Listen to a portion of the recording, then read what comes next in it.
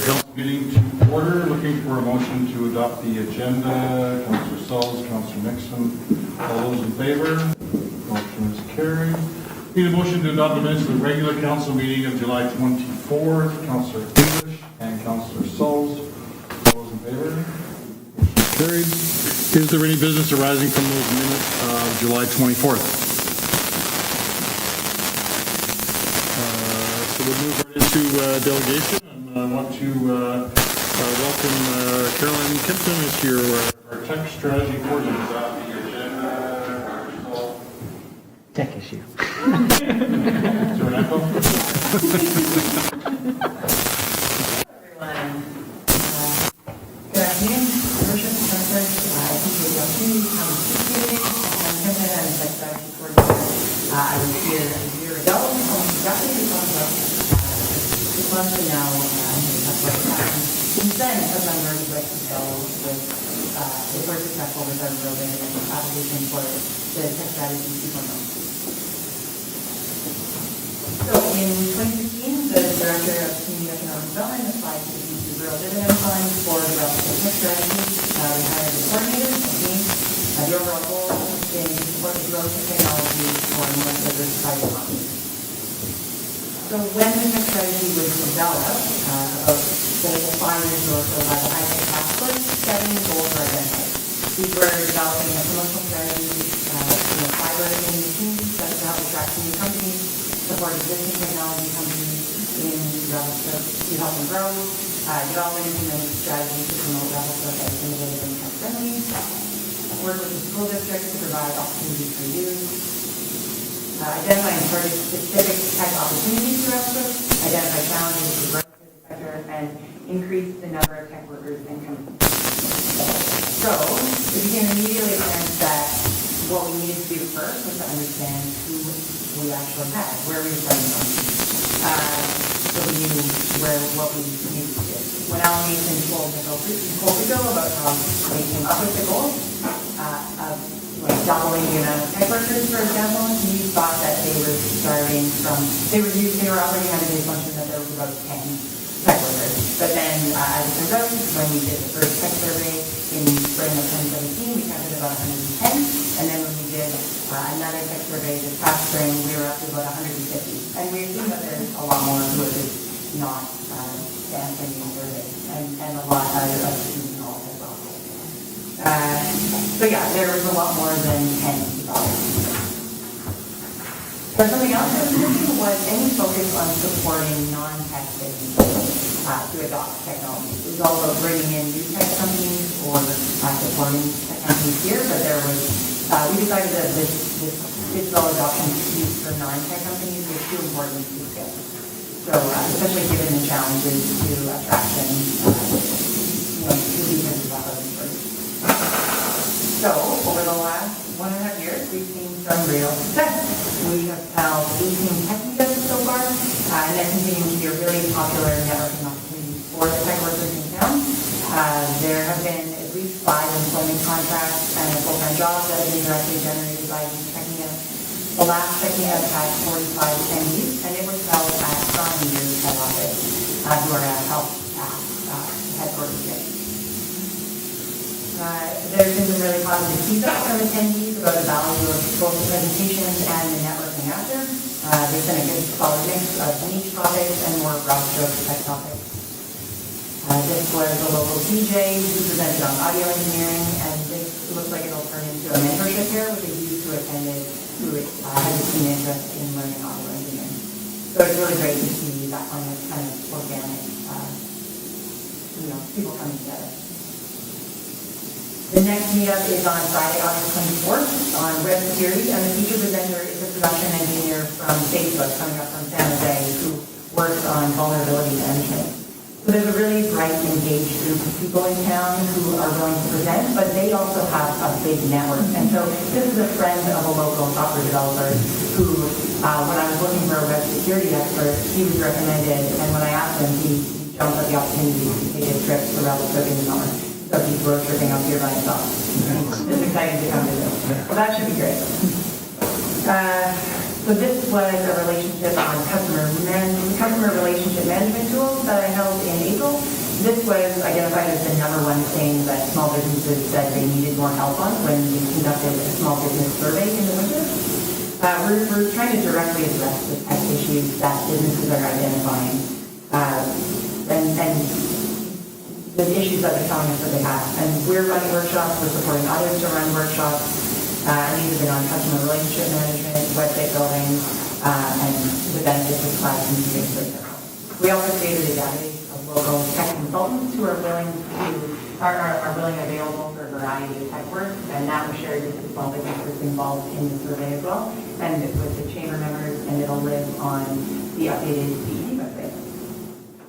We have now held 2 Revelstoke Tech Summits, and if the next rural dividend funding proposal is successful, we'll hold another in 2020.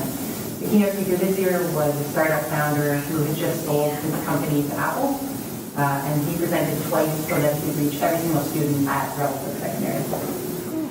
We held in-class workshops by local tech workers, which were a big hit. These were on web development, product design, app design, and e-commerce.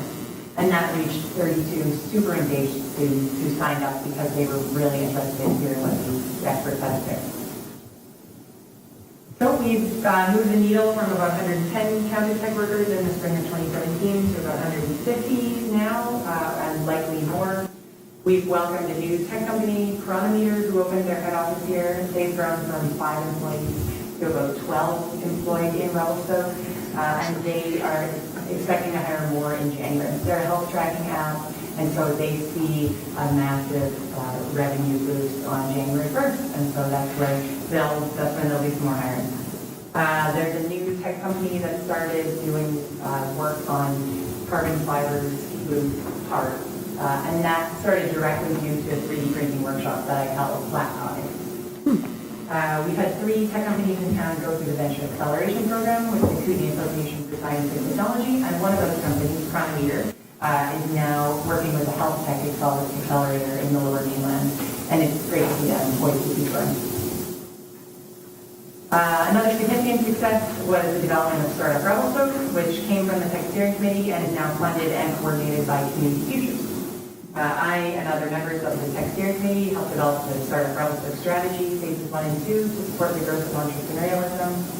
The Startup Revelstoke project resulted in 1 hire for phase 1, and it'll result in 2 hires for phase 2. We participated in federal and provincial smart cities challenges and got together some really innovative thinkers to help look at what problems can be solved in Revelstoke using technology such as sometimes shipping, like community shipping solutions. The Innovation Center feasibility study that we did with Community Futures has now become a funded 2-year Revelstoke Fabrication Lab pilot project, which will result in 2 more jobs.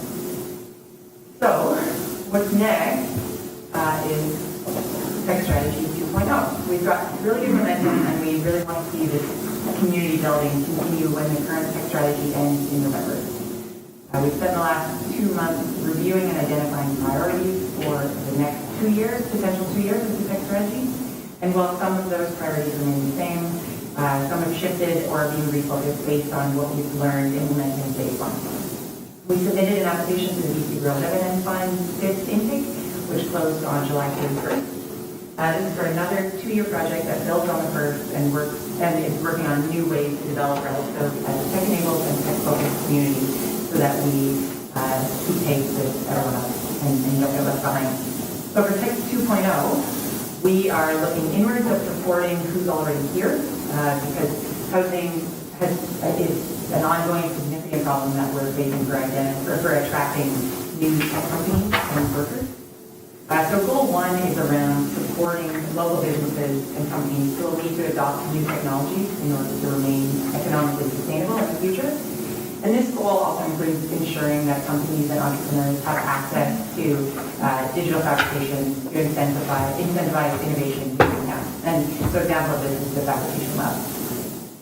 Adoption of smart technologies includes projects like using health insights data to improve long-term sustainability of Revelstoke, identifying and implementing smart technologies that the city can adopt, and development of a smart city shipping solution. Supporting youth opportunities includes development of a tech club, development of targeted youth programming, train the trainer programs in the schools, tech workshops in the schools, tech mentorship, and the 2020 Revelstoke Tech Summit. Development of the tech park or data center investment opportunity involves working with stakeholders, assessing community impact and opportunities, development of the tech park feasibility plan, and creation of investment and traction materials so that we can be ready for potential investors with solid information about what will be required if anybody is interested in moving forward with Section 17 plan. And of course, we will continue fostering a tech-positive environment here in Revelstoke through ongoing tech meetups, workshops for tech workers and companies, community building through events, support for co-working, strategic support through fabrication labs, and just trying to really make sure that everybody there's a real sense of collaboration, because that's where we find that there can be a lot of innovation. So technology is identified as a key sector of economic development in the 2017 to 2021 Community Economic Development Plan. We feel like we have a strong application to the Rural Dividend Fund for the Tech Strategy 2.0, and I believe that this role is important for continuing to grow the tech sector. In front of you is also a report on the grant application that we submitted July 31st. And if council does not endorse the application, we'll withdraw. Thanks so much for the opportunity to speak to you today. Thank you. Great. Thanks very much, Carolyn. Questions? Councillor Nixon. Carolyn, do you have any idea how many businesses in town are selling online? Like, do we have an online? No, I don't, but I'm sure that's an area that we see a lot of room to help people move. Because that's a big competition for small businesses. Yeah. And the other question I had was around the province. Are they involved in marketing the Tech Park data center? So I'm not sure how, that'll be one of the stakeholder relationships that we start working on. Soon after it starts. Good. Yeah. Councillor Brothers. Just wanted to say, Carolyn, thanks very much for the hard work and the good work. This is just so exciting to hear in a very short period of time what's been done with your group and yourself and that. So it really is job security and job growth for Revelstoke in the future. So couldn't be and thank you. And the team that you've opportunities is great. Yeah, thanks. It's been really, really fun. Yeah. I just took a really short maternity leave because I was super excited to come back and keep working on it. It was fun. Any other comments?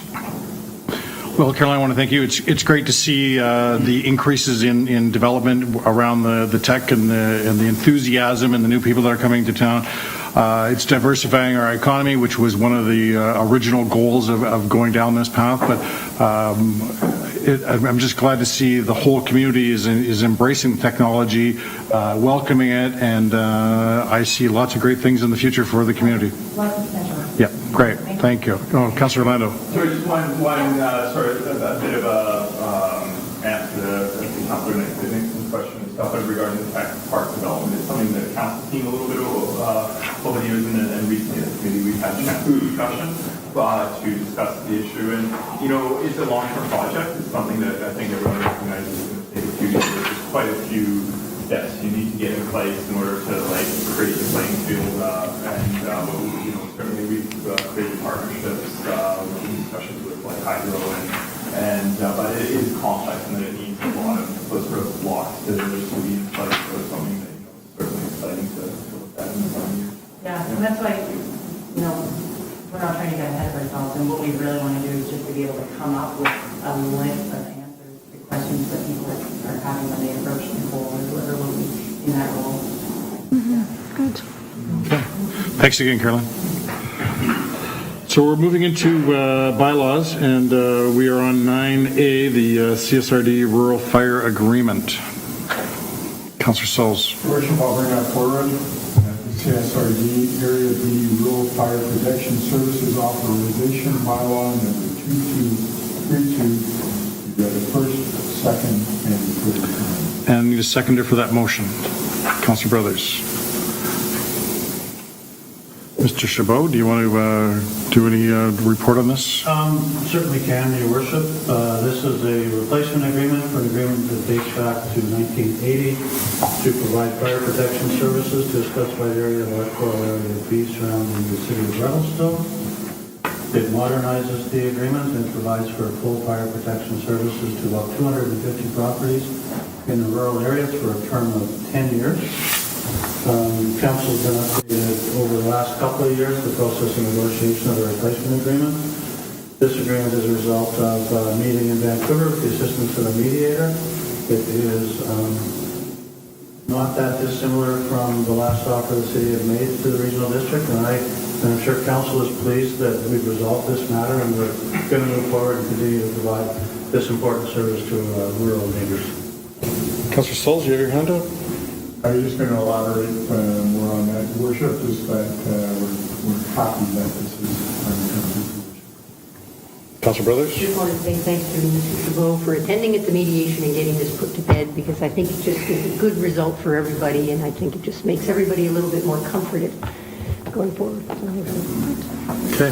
I'd like to also thank Mr. Chabot and their counterparts at the regional district for sitting down and going through this agreement. It took a lot longer than we had hoped for, but at the end, the result is there is going to be full fire protection. There is going to be equipment that is needed for the fighting the kinds of fires that are in the regional district, as well as the utility vehicle for dealing with any issues on the flats. And that is mostly thanks to BC Hydro for stepping up or recognizing that special area. But the residents of the regional district, after this agreement is ratified, I'm hoping would sleep a little bit easier knowing that the fire protection is all in place and there is a longer term agreement, and there's provisos put in there that this agreement will keep moving forward and there's opportunities for it to be reopened and negotiated. So again, thank you, Mr. Chabot, and everyone else that played a role in getting this resolved. We have any other comments or questions before I call question on the motion? All those in favor? The motion is carried. Thank you. I bring forward 9B, Your Worship, the zoning text amendment bylaw number 2231 be adopted. Motion by Councillor Duke, seconded by Councillor English. Discussion on the motion. All those in favor? Motion's carried. We're moving into item C, the development cost charges. Your Worship, I'll bring that forward. Starting with number 1, the development cost charges background report dated August 7th, 2018, you received for information. Motion by Councillor Saul, seconded by Councillor Brothers. Discussion on the motion. All those in favor? Motion is carried. Did you ever have it just for discussion or for voting? Just a little anxious to get that over with. Item number 2. Your Worship, I'll bring that forward, that development cost charges bylaw number 2234 be read a first time. Motion by Councillor Saul, seconded by Councillor Nixon. Discussion on the motion. Councillor Nixon, I'll let you go first. Okay. Your Worship, I think this is good that it's come to the table to be read a first time and go to the public. Is it okay if I ask a question at this time? Floor is open. Okay, I just was talking to financial staff and to the staff developing the bylaw and just looking for some answers to, once we have feedback from our community, how we can help the ratepayers, and see how we can somehow talk to the ministry about helping them out with grant funding, should we be lucky enough to get some grant funding, or can we borrow to help out these ratepayers so that it's not landing on them in one big swoop. Okay, who's you, Mike? Your Worship, Matt Coheney did speak to the ministry specifically on this question, and generally, yes, the local government can either modify the bylaw in the future and change the assist factor for that particular utility might be the way to make sure that it represents the utility or the ratepayers portion. The other option is that you just leave the bylaw as it is and you apply the grant to the municipal portion. So either way, there's pros and cons to both, but the ministry was not opposed to either way. When we get the grant, it would be appropriate to have that discussion depending on the amount that we receive as a grant in the future. The other part of that is, yes, of course, borrowing is an option. As you guys are aware, there's a report later in this agenda about debt in the community, and I would caution that we need to look at our whole project profile in the next 20 to 40 years to work out what sort of debt we might need to take on in the future for different projects before we make a decision to borrow a lot of money on a single project. So just a question on procedure here to Mr. Chabot, I'm assuming, or to the Director of Finance. Right now, we are in first reading, so we can be accepting motions from council to make changes that would then be brought back for during the second reading. So like this assist factor and debt or grant that Councillor Nixon was talking about, or other ideas that council may have. What is I just want to make sure that there is opportunity to be modifying this as we go along. Is that another question, or is that, if I explain it enough? Sure.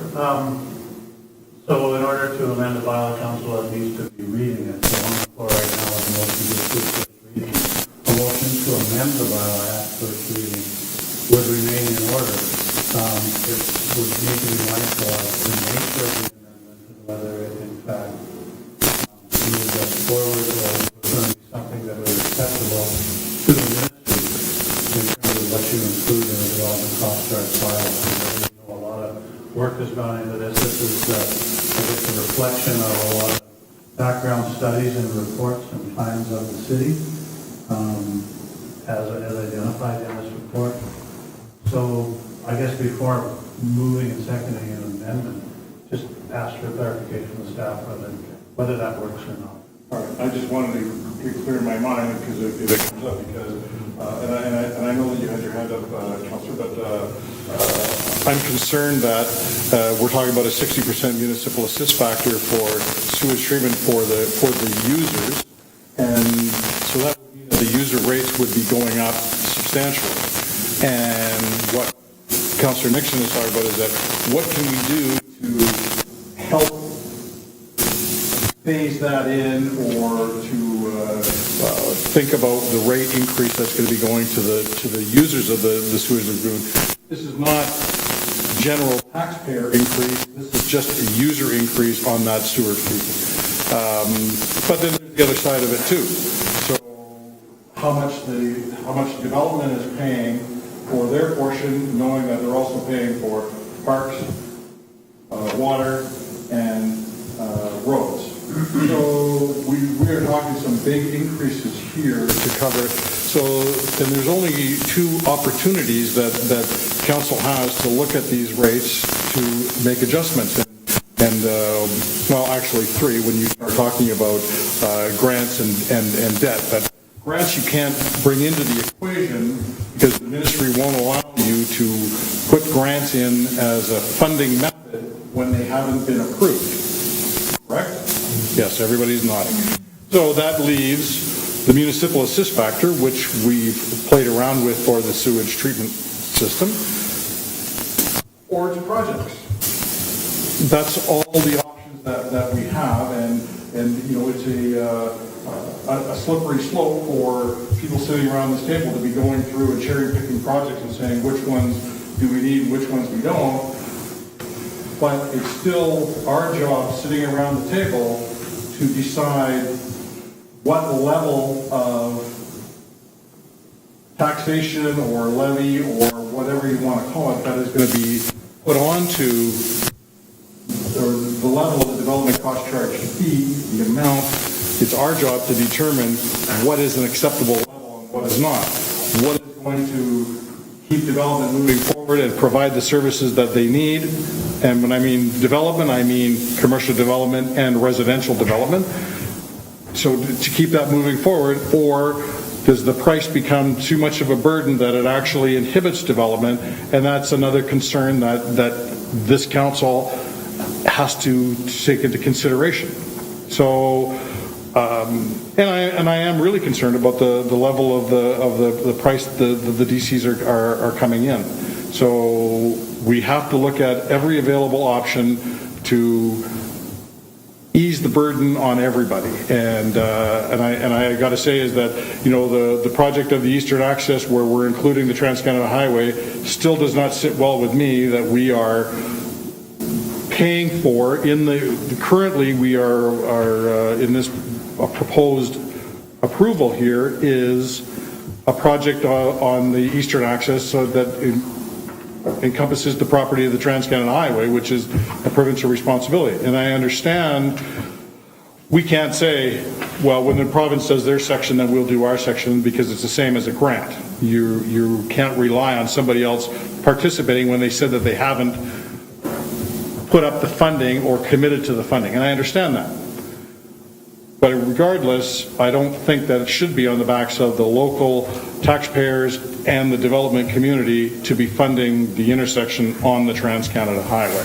So, and that's where it gets into around this table, is that we should be looking at and some of these projects, because that's one of the options to make the development cost charges more affordable or acceptable to the community.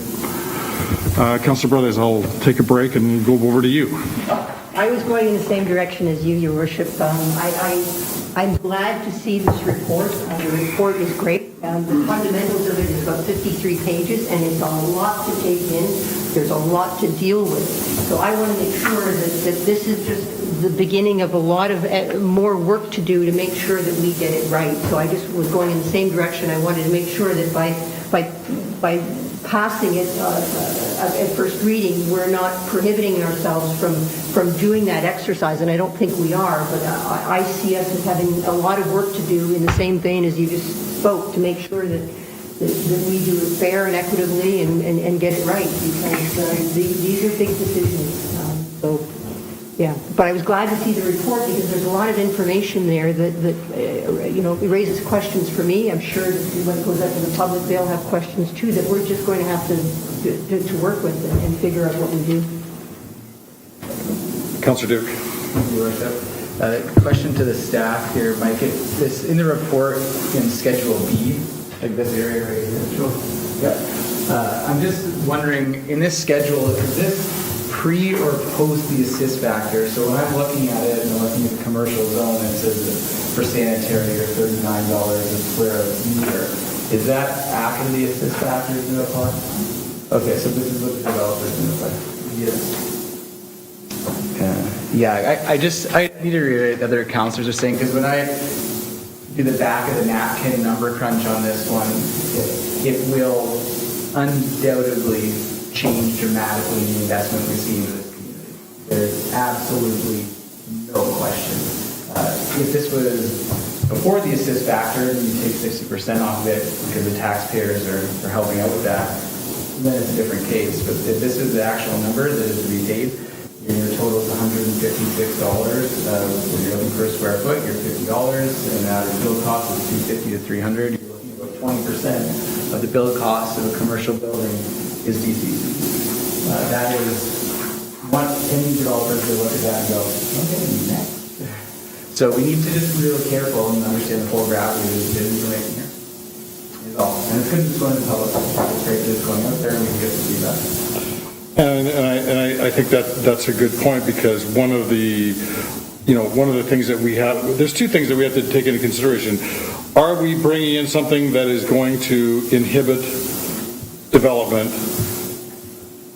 But the other side of that is, by not doing anything, at some point we may be inhibiting development because we won't have the infrastructure to match up to the development that is coming. So this is the quandary that we are in around the table is we want to see things moving forward, but we're concerned about the price tag. But if we don't move forward, there won't be any development that we can be concerned about at some point. And that's where I guess it gets down to, we better start looking at what the priorities are in the projects that keeps the community moving forward, keeps the taxpayer protected, that we're not going to have this huge bill that we're all going to be wallowing in. And but we don't have a lot of options on how to balance these things. I'm not sure, Councillor Nixon, I'll go with you. I'm not sure who else had their hand up. Back to my question, I want to move this forward in first reading to get it out to the public. But could I ask staff to bring options in writing that the ministry spelled out so that we have it next time when it comes back to the table? So that we're looking at a second reading with those options in writing in front of us, that they're talking about what that would look like for debt or grants. Mr. Thomas. Your Worship, this, at that point, unless you do a bylaw amendment, at that point, it doesn't involve the ministry. So you've got two options there, one that does involve the ministry, one that doesn't involve the ministry. I think, to be honest, the answer is yes, you can do it, but the details, until we actually get there, the details are not really, the ministry's not going to give you an answer right now whether they would support it or not. And the other point is that there's two ways of doing it, one that you require the ministry support and one that you don't. And the ministry has said that both ways are totally okay and applicable. But they're not going to put that in writing for us at this point, because they still have to do their formal review of this bylaw before they consider any future amendment. I'm not sure what you'd be looking for, but that's a future decision. That's not one that I would. The community has to work out how they're going to fund this in the future. This is something that I think this council has to understand the implications of, the amount that would be put onto the ratepayers, and that there are a number of options to raising that money. But it doesn't mean you're deciding today how you are raising that money in the future. That's for a future council to decide. Every year, based on their financial plan of that year, and then if they decide to borrow at that point, it's the decision of the borrowing bylaw, and we're giving the assent of the electors at that point to make that borrowing bylaw a reality.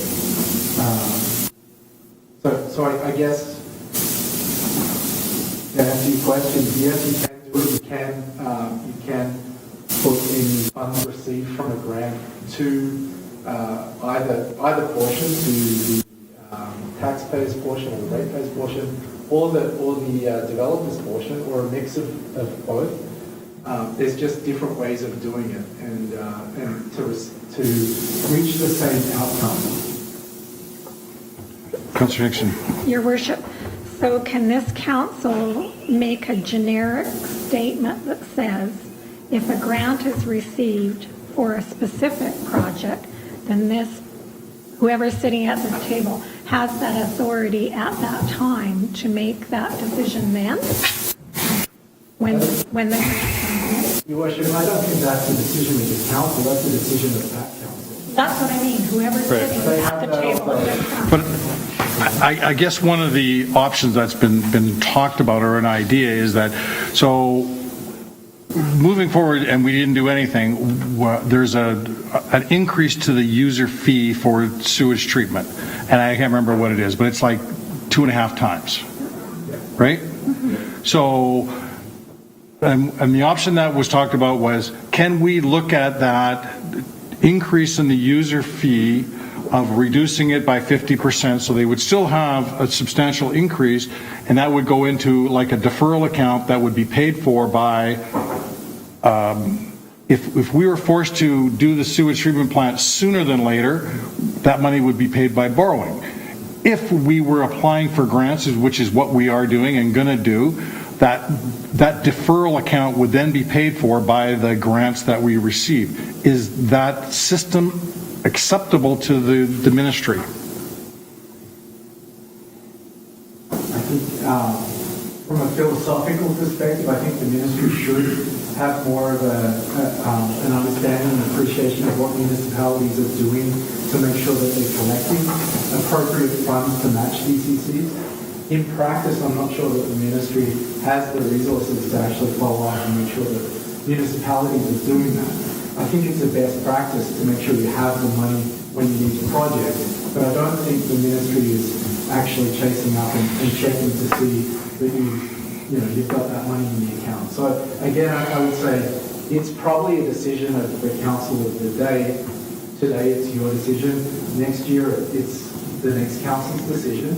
And I think at that point each council has to decide their risk tolerance. And if they receive a grant, how much of the remaining amount, after the grant is paid for by the through debt or through raising rates. Either way, if the project's needed sooner than you raise the money, you're still borrowing. It's just whether it comes, when it comes and how it comes.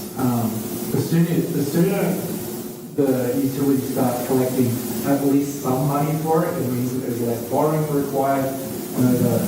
20-25 years, you're talking about a significant additional percentage on the cost. Just even at 3% rates, you're looking at up to 40% more money required. For every dollar borrowed, you actually you end up paying $1.40 or $1.50. So. Right.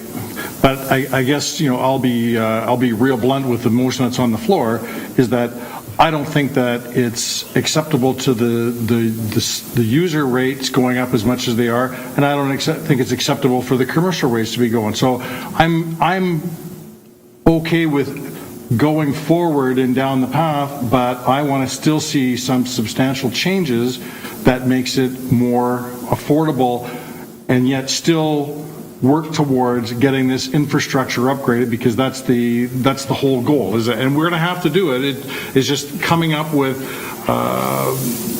something that makes the price more reasonable for everybody. And right now, we're just talking about the user pay and the user rates. But the other side of it that is going to be the next shoe to drop is, how do we make the commercial side of it more reasonable and acceptable? And I'm only seeing that side as being by looking at the projects and paring down to what we think is going to be crucial and essential to keep us moving forward. So, because I think that the municipal assist factor is already at the maximum that it's going to be going, in my mind. It's up to council, of course, but I think that we are at too high of a rate already. How do we make that more reasonable, and how do we make the commercial side more reasonable? So that's kind of where I'm at. I want to move forward, but I want to make sure that my hands are not tied to the point where we are not going to be making changes, because if that's the case, I'll just vote against it right now, and we go with what's existing, which is not collecting enough money. I'm not sure who else had their hand up. Councillor Duke. Yeah, thank you, Mark, because you're doing a good job of saying exactly what I'm thinking. Well, it was a mind thing. We've done a really good job getting to this point.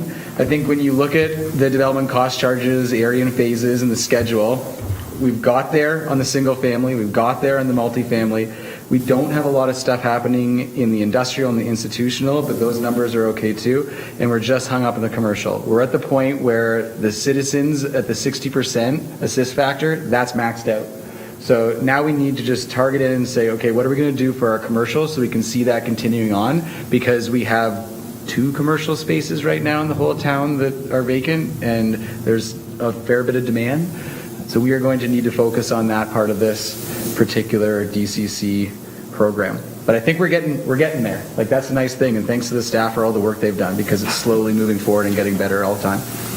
Councillor English. I'll echo some of Councillor Duke and your statements, Your Worship. My largest concern is around the municipal assist factor right now currently for ratepayers that are currently paying their portion of sewage, and to see a 2.5 times increase to that bill as it stands right now, I'm really struggling with it.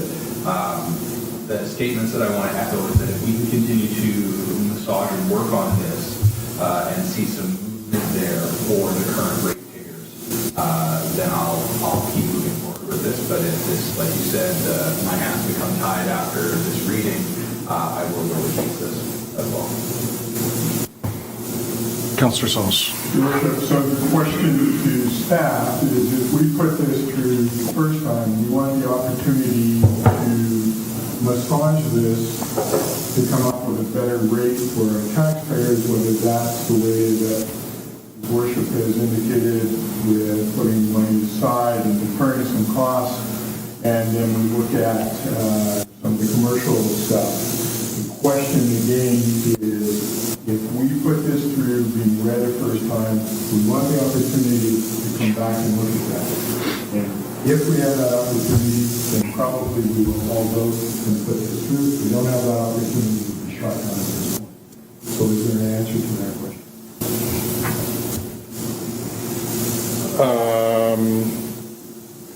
I guess and if you can correct me if I'm wrong, but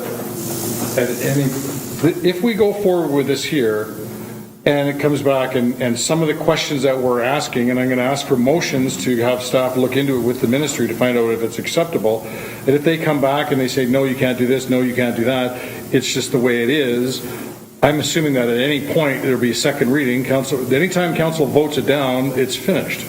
Am I mistaken with that, Mr. Chabot? Okay, so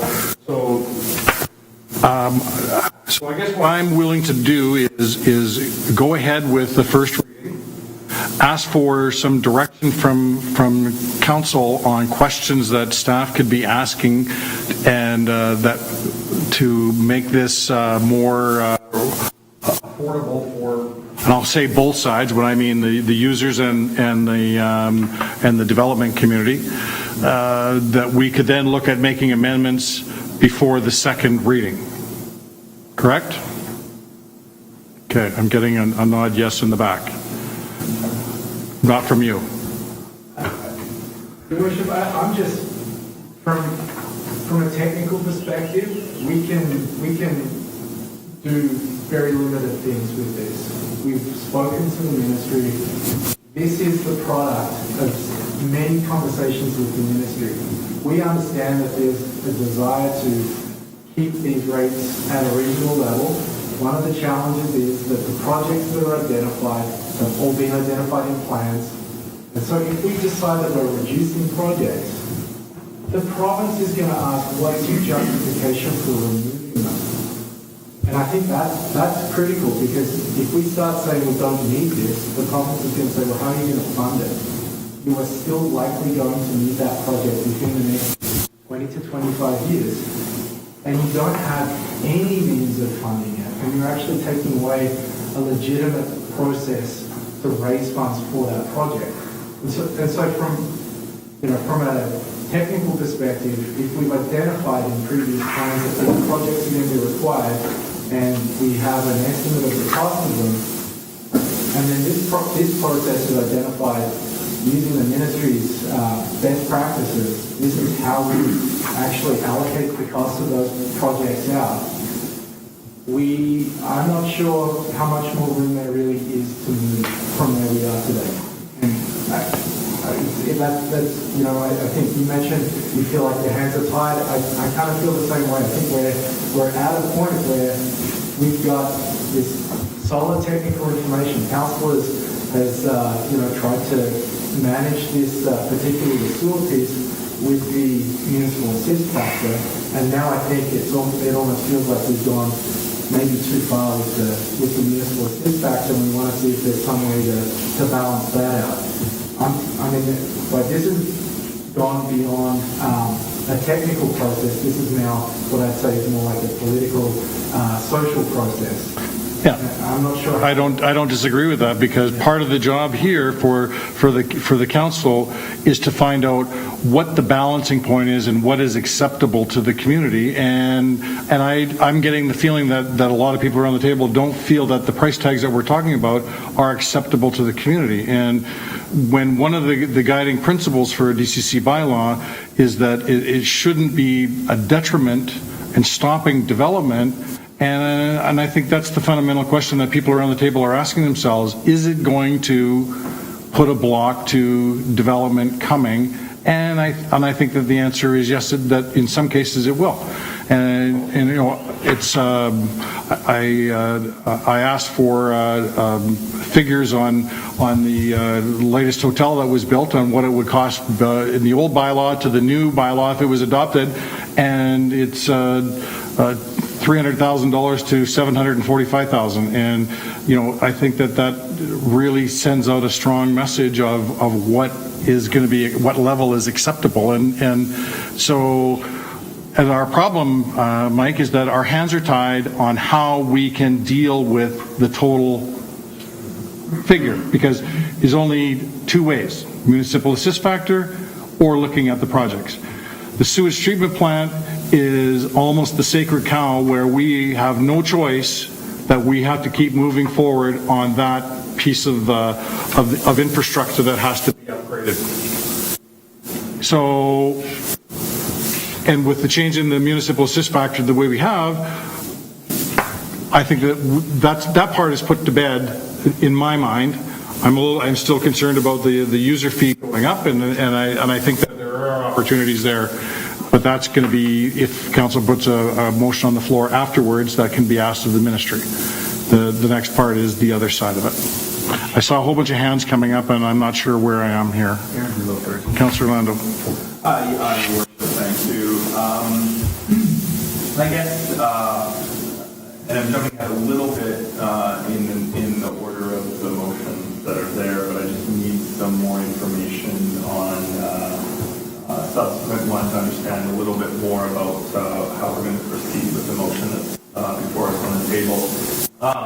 Regarding point 3, where it says that the proposed bylaw and background report be communicated to the public, my question is, what is the plan for that communication period? I believe it was a 2-week period, or was it a date? Yeah, it's fairly soon. August 28th, I think. Your worship,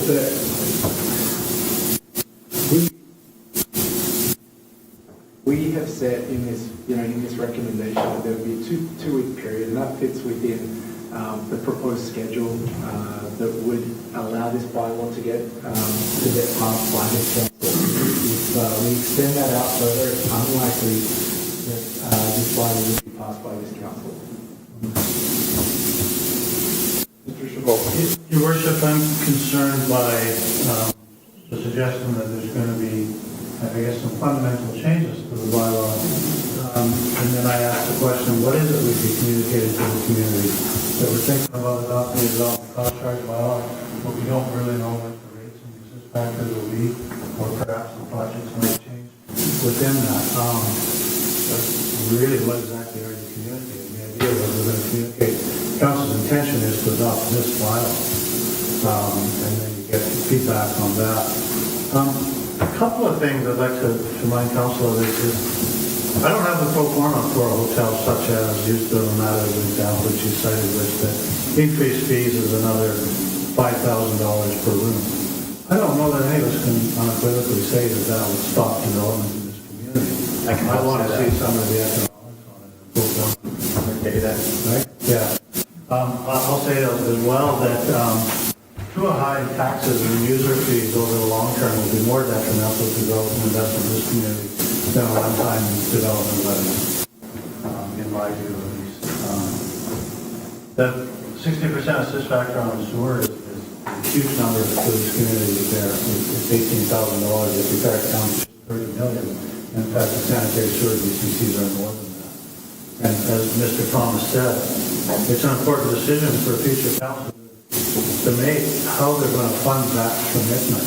And I think it would be folly to not start levying through the sewer user fees an amount to put towards that commitment and that obligation that has been made towards municipal participation in that needed infrastructure. When your assist factor is 1% and it's a 20-year bylaw, go ahead and defer consideration of how you're going to fund that till the end, until the project is needed. But if you defer and you don't put anything in that 18 million away, and you need this project in 10 years, you're probably going to find yourself quite stuck in your community behind the eight ball. So those are important considerations. Nobody's saying that the user fee is going to be increased 2.5 times for next year, but a strategy is going to have to be developed as to how we're going to fund it. Councilor Brothers. There's obviously a sense of council uncomfortable about where we're at and what we've got before us and whether or not we want to pass it. And somehow we have to get beyond that so that we might end up with something that's similar or something that's very different, but we have to have a comfort level if we're going to pass them, at least from my perspective, where I put my hand and say, this is the right thing to do. I want to feel comfortable about it, and I'm not there yet, Mr. Chabot, and that's the problem. The report is great, and I know you say, well, that's something that we're intending that council will adopt and tell the public that's where we're going. I'd rather say to the public, listen, this is their first crack at it.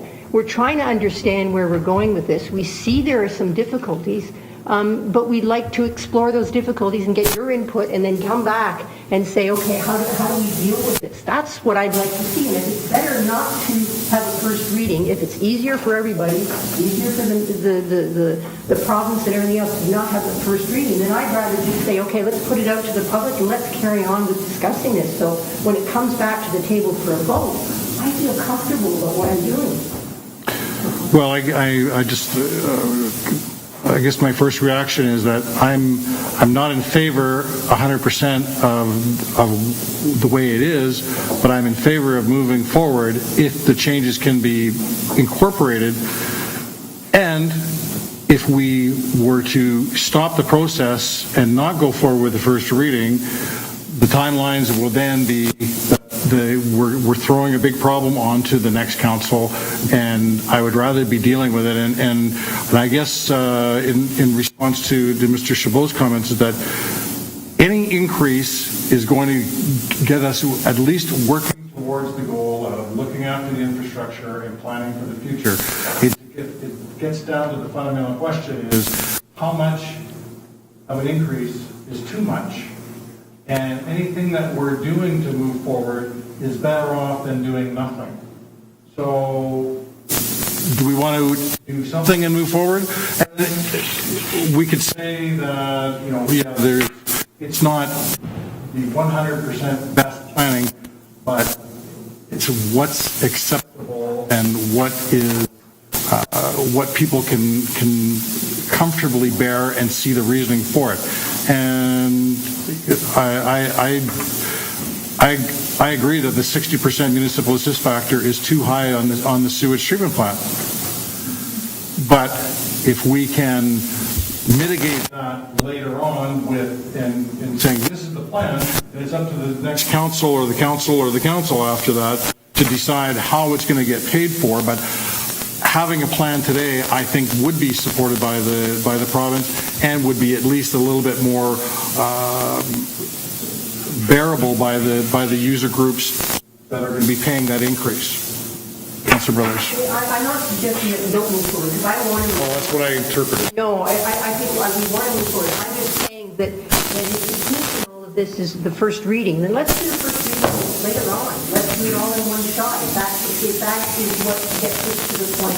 But I want to complete this, and I want to move forward on that. But I just want to have that comfort level and go to the exercise. Well, I'm under the impression that by not doing first reading, that there's time frames in between one and adoption that and set council dates that could create problems by not doing it. I don't know. I'm looking to staff to answer that question. Nobody? Well, if there's a first reading on the bylaw, we have something to communicate to the public. Otherwise, what are we communicating? And what do you want from the public if we don't have a specific bylaw to bring forward? Did you hear that? Your Worship, I think we should do first reading and get it out to the public, so the public can give us their feedback, and they are going to. But I think the public will see that we are struggling with this. We're not taking it lightly, and we are looking at ways to mitigate the load on the different ratepayers and the developers and the whole. We're trying to find a balance. And it'll come back to this table. Yeah. I think that we all appreciate the realities of the engineering challenges that are going on in the project that we've been having. And I really enjoy how this is Harrison starts. Because we have us sitting on this side of the table, and we really do represent the public. Like, we go out there, we talk to the public, and our best interest is the organization, the corporation, and the town. And we look at it from the mindset, okay, if we do this as it sits today, are we going to lose citizens in this community? Are we going to close our doors because that, to new people coming in? Because that is a risk to the organization. And I think what council's saying right now is that risk right now is outweighing the risk that we see from the infrastructure side. And we have yet to find that balance. We fully understand that we need to fund these projects. We're well aware of that. But what we're looking at right now is the risk that is trying to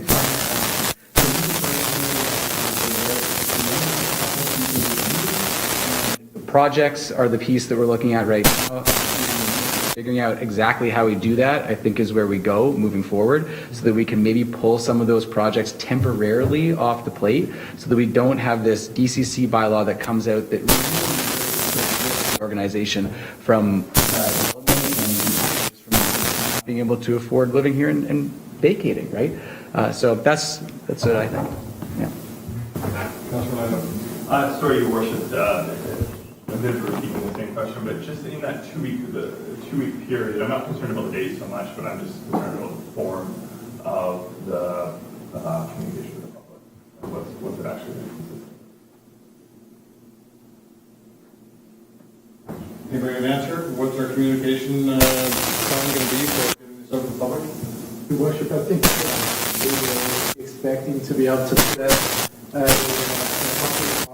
some communications, direct communication on Facebook, email, on the website, some short descriptions of various pieces of things that have changed. This is certainly a communications strategy that would be fairly short time period. One of the biggest challenges that I think council appreciates is the depth of information that's behind the decision. So we are not communicating how a DCC bylaw is drafted and all of the various technical pieces behind it.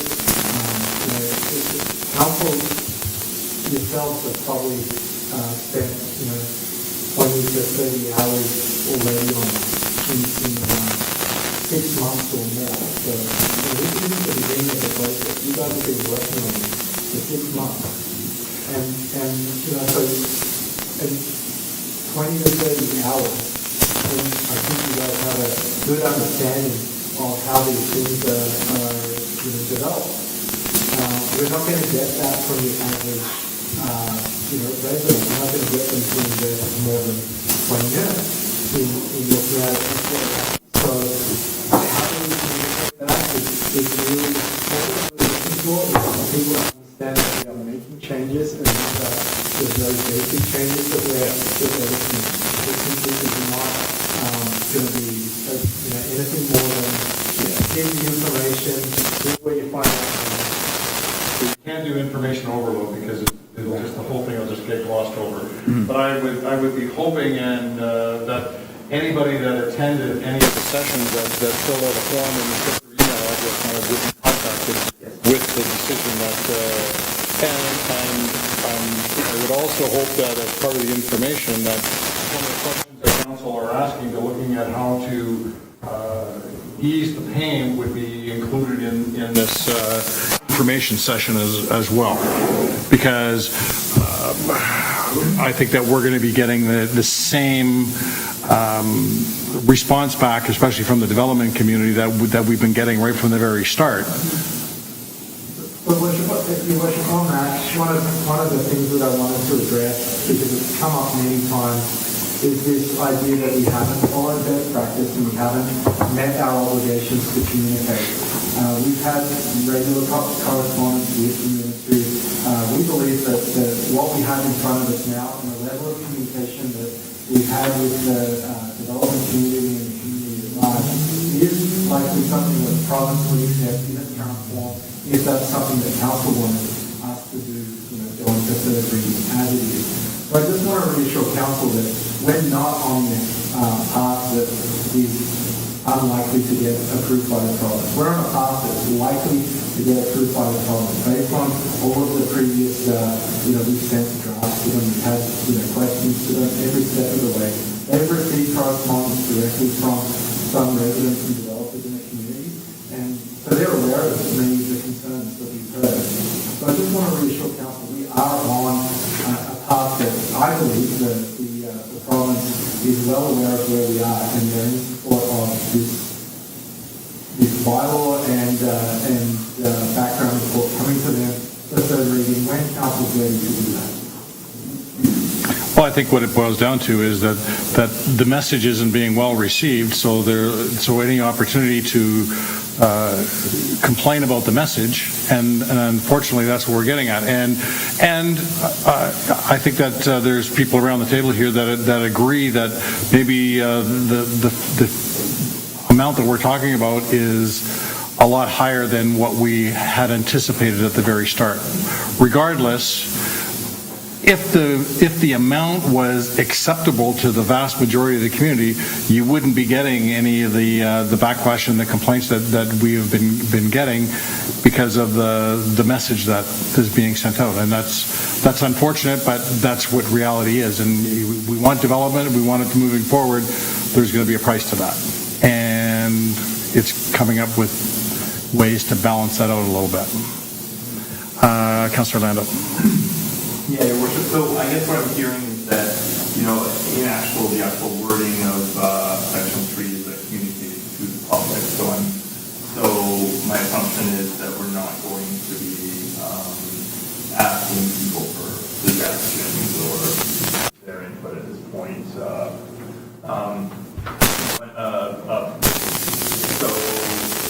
that they receive.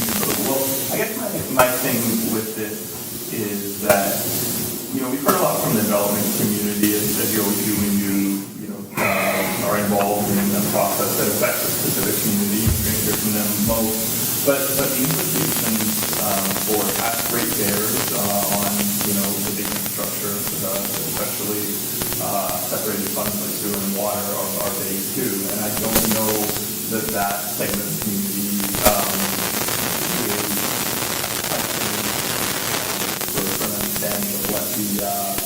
what the municipal success factor will be, what sort of locking down the infrastructure projects will be.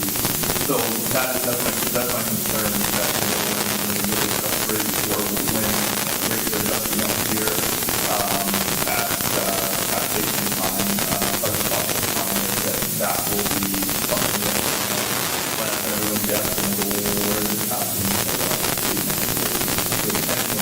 and the sort of one that listening to the backlash we've had from the development community. Another thought is that through this process, and I understand that, critical infrastructure issues are the bulk of it, the majority of the cost here is associated, sewer, water, and roads. But one of the input that all of us have received is that something like, let's pare down this list. Let's see what we can do to pare down this list. Now, there's actually new documentation in this package today that sort of makes the line-by-line explanation of, what the project is and what it is. However, I think people will be unhappy if they don't have an opportunity to find things. So if a dog off who's parked on there in the park section will say, well, there you go, take some money out of the way. But there are other significant things today, the sort of philosophical discussion of what should happen in the future. I believe a lot of that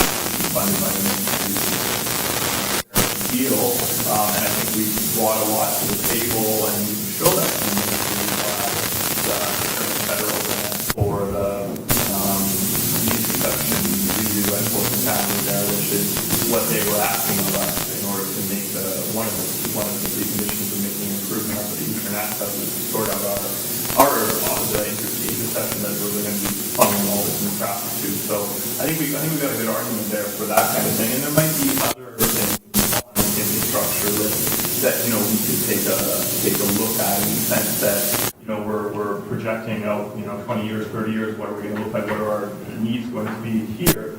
But, if we put an inhibitor on the development, then we're also going to be pushing that timeline out further. So you could say to yourself, look down the line and look on this list and say, is that something that we need to do 20, 30, or 40 years? When do we need to start funding about that and have a conversation for people about that? Because we run into the problem of, the pessimist says the glass is half empty, the optimist says it's half full, the engineer says, why is it the glass twice as big as it needs to be? And we could wind up in that situation where, we're building all this infrastructure. I realize a lot of it's to do with the deficit, but we're infrastructure deficit, but we're building all this infrastructure for a development, that might be significantly hampered by this. And I realize there's a viewpoint expressed by Mr. Chabot there that, is this an inhibitor development?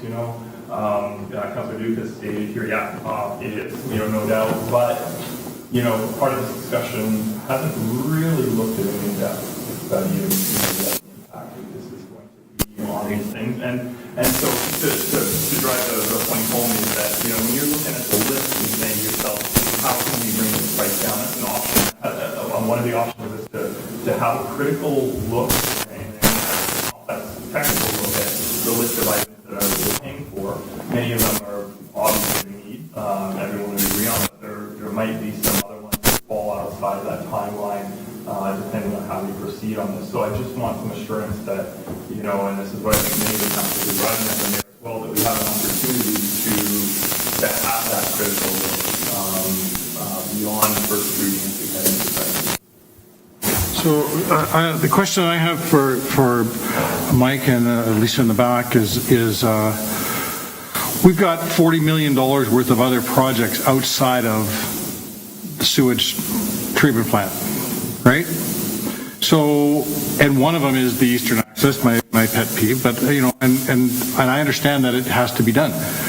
But why can't we do a step program where that 40 million we're doing because one of the best practices is looking at redoing the DCC bylaw every few years or every 5 years or whatever it is, right? And you have an opportunity when you're reviewing that DCC bylaw, like we're doing now, of taking some projects off and adding some other projects on and reprioritizing and things like that. So if we had $40 million of other projects, why can't we do a step in and we're going to put $20 million of the projects in right now. Eastern Access isn't one of them. And then as we're going through, the next phase comes in and say, the government's interested and they're going to put a grant in for the Eastern Access. We can add it in and we could put a DCC project in as the project gets approved with their portion of the funding and adding other ones in. In other words, what we're doing is go at $20 million, then in 5 years add another 5 or 7 or 10 million, and then add another 5 or 7 or 10 million. Why can't we do that which would then overall bring the cost of the whole requisition would be substantially lower and prioritized by the projects that we see as being the most critical in the next 15 years or 20 years, and then every 5 years adding more projects into it. Why couldn't we do something like that?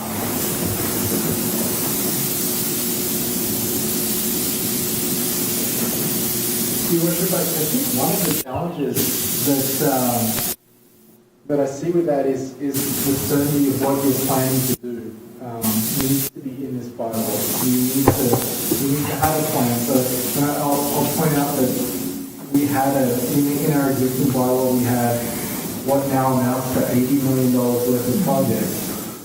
And so, many of those projects have carried through this bylaw. And so there's certainty there of what we're planning to do in infrastructure. It gives developers certainty that, that's not going to be their sole responsibility to upgrade that one piece of infrastructure because it's in a DCC bylaw. So if it's not in the bylaw, it's difficult to manage. The other way that some communities do it, and so like a bigger community would do a rolling 5-year DCC bylaw project but basically every 5 years it's a new set of projects. Projects don't roll over. And so to take your example of the $40 million, you'd literally say, we're going to do $8 million of projects in the next 5 years and we're going to do DCC. And you do them. Because you cannot carry a project over that you've done into the next DCC bylaw. So every 5 years, you literally pick out those $8 million worth of projects and say, we're going to raise the money and get the project done. And then we're no longer going to collect for that project. And so that's the other way of looking at it is, and that's quite challenging for a community that size. When you go from 2008 to 2012, that's 5 years that we didn't see a lot of growth. But if we had done it like that, we wouldn't have had a bylaw that we would be collecting nearly enough money even for those specific projects, let alone the long-term projects as well. So there's a number of different ways of doing it. What we've got in this bylaw is very similar to our previous bylaw. The biggest change is the fact that we've now got a more realistic growth estimate. We've got a more realistic understanding of who should pay. We've got a benefit to existing users much higher than was previously identified. Basically, there was zero benefit to existing users for all of the projects. There was a 1% municipal gift factor for all of the projects. We're now talking about for sewer projects, we're now talking about, say, it's $33 million worth of projects, and the sewer users are contributing $22 million worth of that. Previously, for the $32 million worth of sewer projects, the community was contributing about $300,000 of those projects. So where we are now with the contributions, the dollar values, the actual dollar values of the projects haven't changed much. In fact, they've decreased overall in real value. So from $80 million to about $70 million using round numbers. Mm-hmm. What has changed is the actual understanding of how many people we expect to be coming to this community and the impact of various types of development in the community. And that's using the province's best practices guide. The previous existing bylaw made assumptions that aren't quite, as had a growth estimate that's somewhere between 3.5% to 4 or 5% in some cases. We were never there. So we need to work out how we're going to get this infrastructure done. But generally, we look at the infrastructure and we go, this is actually a list of projects that doesn't include all of the projects that we're likely to have to do in the next 20 years. This is the list of projects that we can realistically say are growth related. I can tell you in the next 20 years we're probably replacing another 3 sewer lift stations. We're probably going to be doing something to the arena, whether it's a roof or something. In the next 40 years, we're probably going to be looking at other bridges in the community that are much more expensive than what we've got in here. But they're not necessarily growth-related projects. So I look at this and I think we have, as a technical team and as council, we've come to a pretty good solution. It's not perfect, and we know. So I think one of the questions Council Orlando asked is, well, what does the general public say about this? I think that's council's role. Council needs to represent the general public because we know that engaging the general public on this is going to be extremely difficult. But I think we know that in fact what the community is likely to say that. And I think that's the decision that council needs to make. Which is exactly what we're struggling with. Exactly, yeah. Councilor Nixon. So back to my question, the ministry will not put any money in that we could look at options on how folks in the sewer use their rate there and balance and options on. And there's a couple of ways that we're looking at options that would perhaps come down the road. The risk doesn't go out to the public saying, here's the rate. Well, Councilor Nixon, what I was going to be doing was if we're moving forward with first reading, is if somebody want to put a motion on the floor to have staff look into that, then it's a motion on the floor. And that's what's, and if there's any other ideas, then I'd be looking forward to those motions, and that would give direction to staff to take those either back to the ministry or back to their table to look at. Okay? Councillor English. Thank you, Your Worship. So I'm just going back to my notes from July 10th, and I'm looking at 1 to 2 years for minor amendments to our DCC bylaw and should have a major amendment every 5 years. So we're a little bit behind the eight ball. A couple of questions that I just wanted to ask, so I got to scroll down here. Council was looking for some data in the next 30 days for sewer inflow. When will it hit capacity? And we thought that there would be an engineering answer to that in the next 30 to 40 days. I'd still like to know when our current sewer treatment plant is going to hit capacity or when we anticipate it will. And then the other thing that I was just going to just get my head around this because there's just so much information. Council can decide what kind of projects we want in the DCC bylaw, so I think that this is the right time for us to be discussing what's on that list. I mean, hopefully I'm writing my notes down coherently, but I'm seeing that right now, and I'm thinking we needed a background report to see line by line what projects and what they attributed to them. Then we give direction to come up with the bylaw and produce the report. And I think that's where we're at right now. Well, we did have that one working session where we went through all the projects with Lisa and with Mike. So I'm hoping that everybody is familiar with all the projects that we're talking about. Yeah. I have never seen any estimate of a drop dead date for the sewage lagoon and capacity. Mike, I don't know if how far where we are with anything, if we have anything like that. I don't know. Which was part of the work that we're doing at the moment. We're still working on it, and it is complicated. Some of the data that we've got is not great, but we're working with what we've got. With growth in the community, we will need to do something within the next 20 years, and I think there's a report coming to the committee as a whole on Thursday, sort of outlining some options for this sort of proposing part of the grant application. And so where we're going is the phase is introduction of upgrades and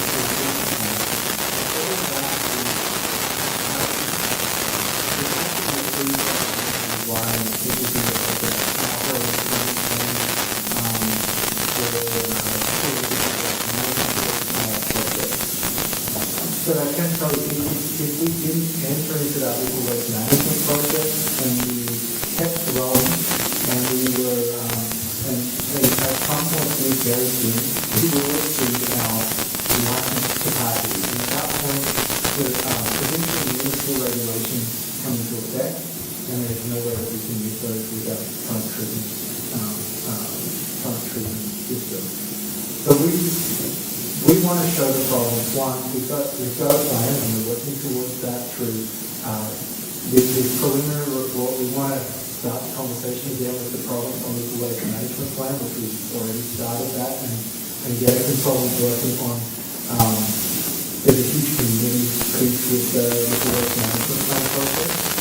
And then the third part is showing the province that we've got a plan for funding, and that's part of the piece there. One of the things that's mentioned in the report for Thursday is that the preliminary cost estimate for the sewer treatment plant upgrade over the next 20 years is around $30 to $36 million. And so we're in the ballpark with the sewer treatment costs in the DCC bylaw. What we're hoping for is that there will be a grant from the province to cover a good portion of the first phase of that, which I think in the report on Thursday, it's around $13 to $14 million over the project cost, and we're aiming to apply for about $10 million worth of grant funding. So at that point, this is Councillor Nixon's question. At that point, if we receive almost $10 million towards that project, that could be applied directly to offset ratepayers' portion of the cost. However, I think, it's a bit of a long shot to get a full $10 million out of that grant opportunity. We'll get the push to get that, and we'll explain to the province why we think this is really important. And to funding for our community. So I think we've definitely got some challenges there. Looking at the flow, I don't have that drop dead date for the treatment, but my understanding is definitely, sitting up against those requirements, and you should be well on the path towards upgrading this authority in the contract. When that date hits, what happens is that we become non-compliant. If that date comes. Your worship, we would be non-compliant at that date, and the best thing, if you end up in that situation of non-compliance, the best situation to be in is that you've already started talking to the province about what the options are, and you have a design on the table, and they understand either that you've got grant funding or you need grant funding at that point. So that's where we're aiming for right now, is getting that grant application in, which is due at the end of August, and we've had some good preliminary conversations with the Ministry of the Environment about what our needs are as a community. Okay. Councilor Brothers.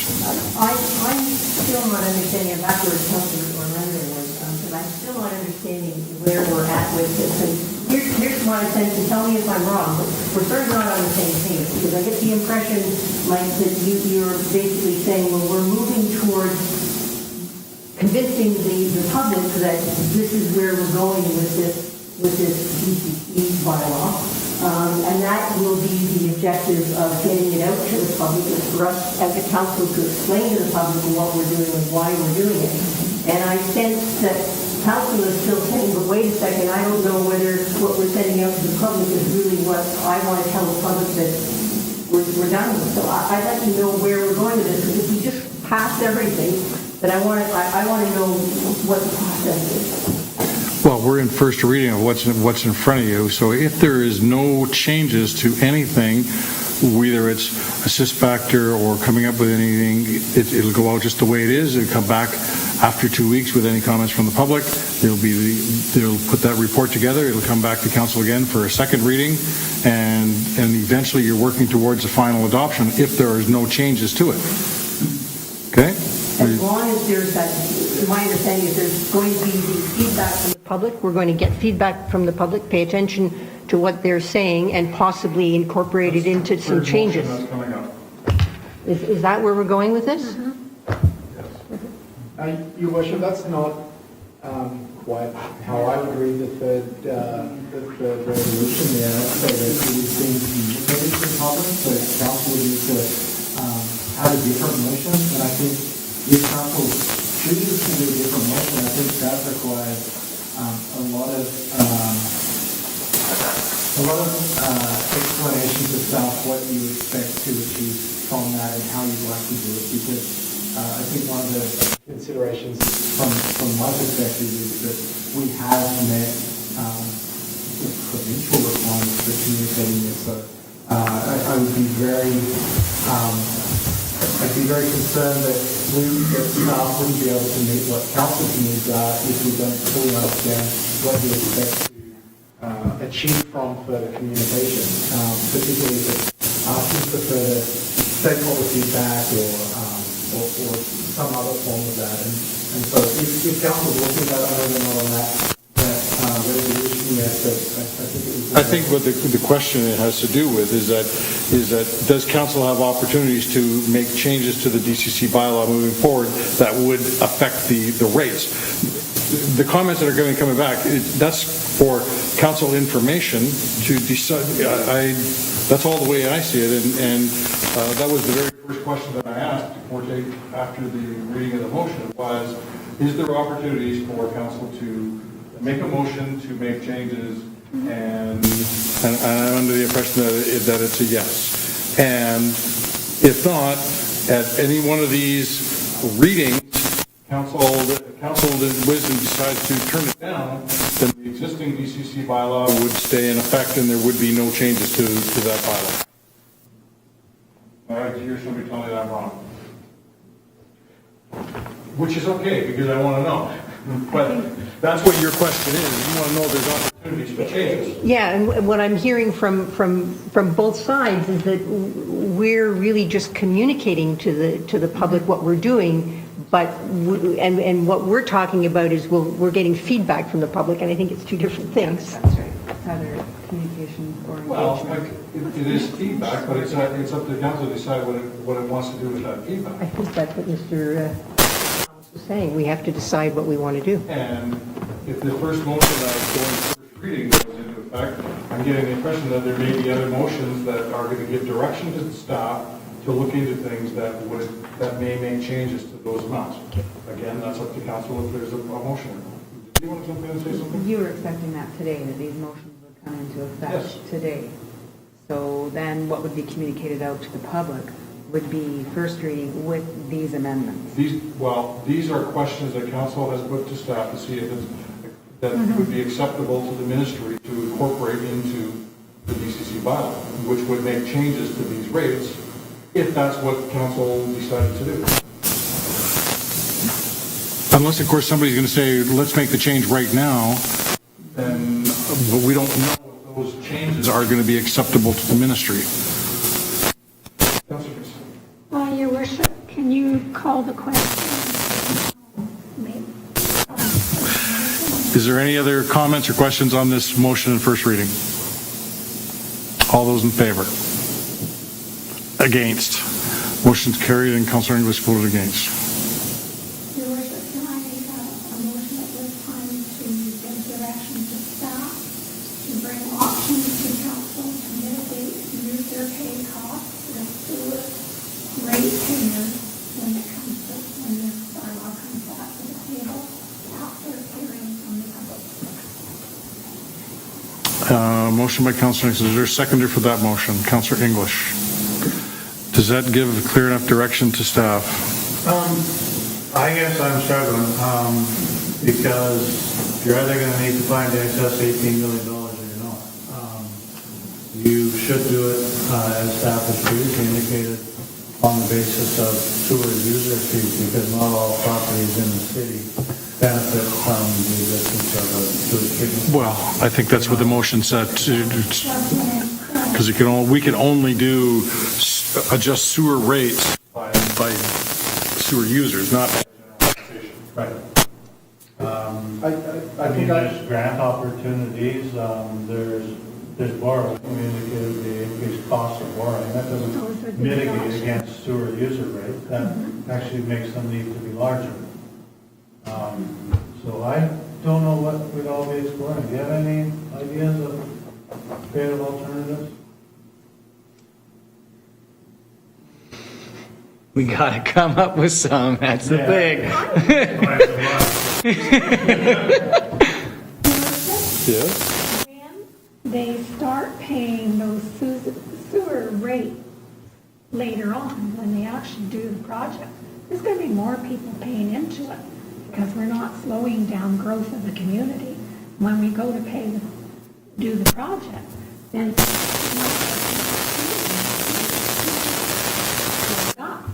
so the cost of the sewer goes down.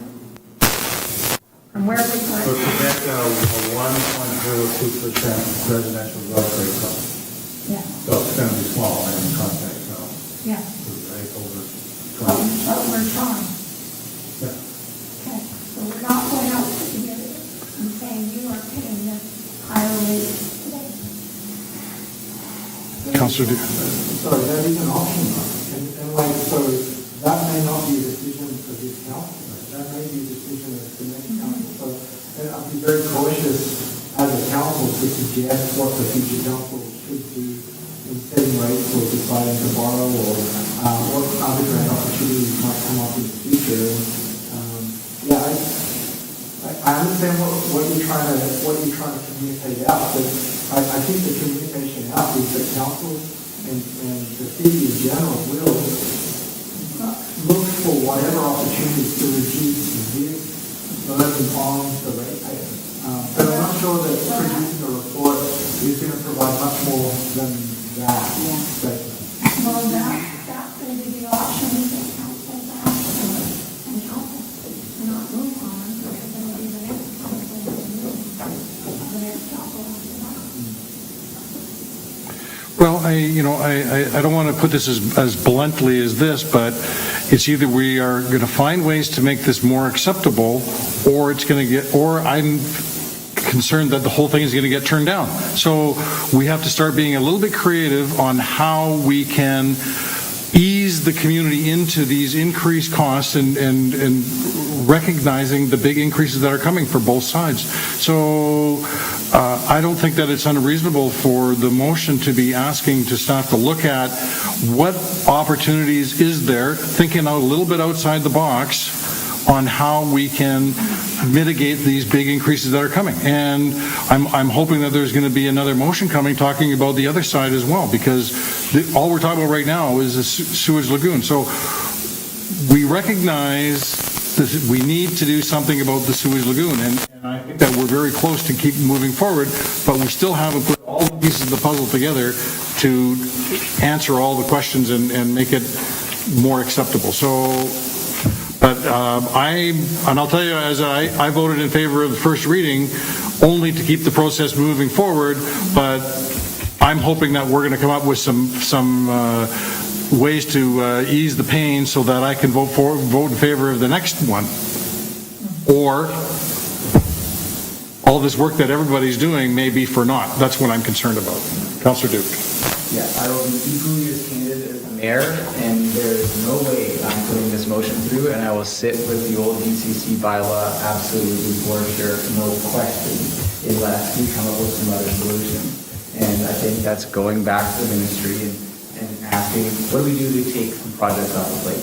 And what do we do for those projects? But and look for some creative solutions. There are other communities that have gone through this. There are sides for sure. They definitely have a knowledge base we can tap into, and that's where we're at right now, and that's what we need to do. And so I also agree with the mayor that we need to get a minor amendment to add that extra piece on there, aside from just the sewer stuff. Well, I was going to see about doing it as two separate motions. So what we're asking is staff and the consultant to look at some creative ways to help mitigate these sewer rate increases. That's fundamentally what we're talking about. Is there anybody that wants to make a comment on the motion? All those in favor? Motion's carried. Oh, okay. I won't be making that motion. I won't be able to write it down with it. But either way, we just need to go back to the ministry and ask for options on removing some of the projects. I think there's a motion to go to staff. Yes, like that. Okay, we said ministry. So, and I'm not sure if that's I guess I should get a seconder for the motion before I make any comments. Councillor. So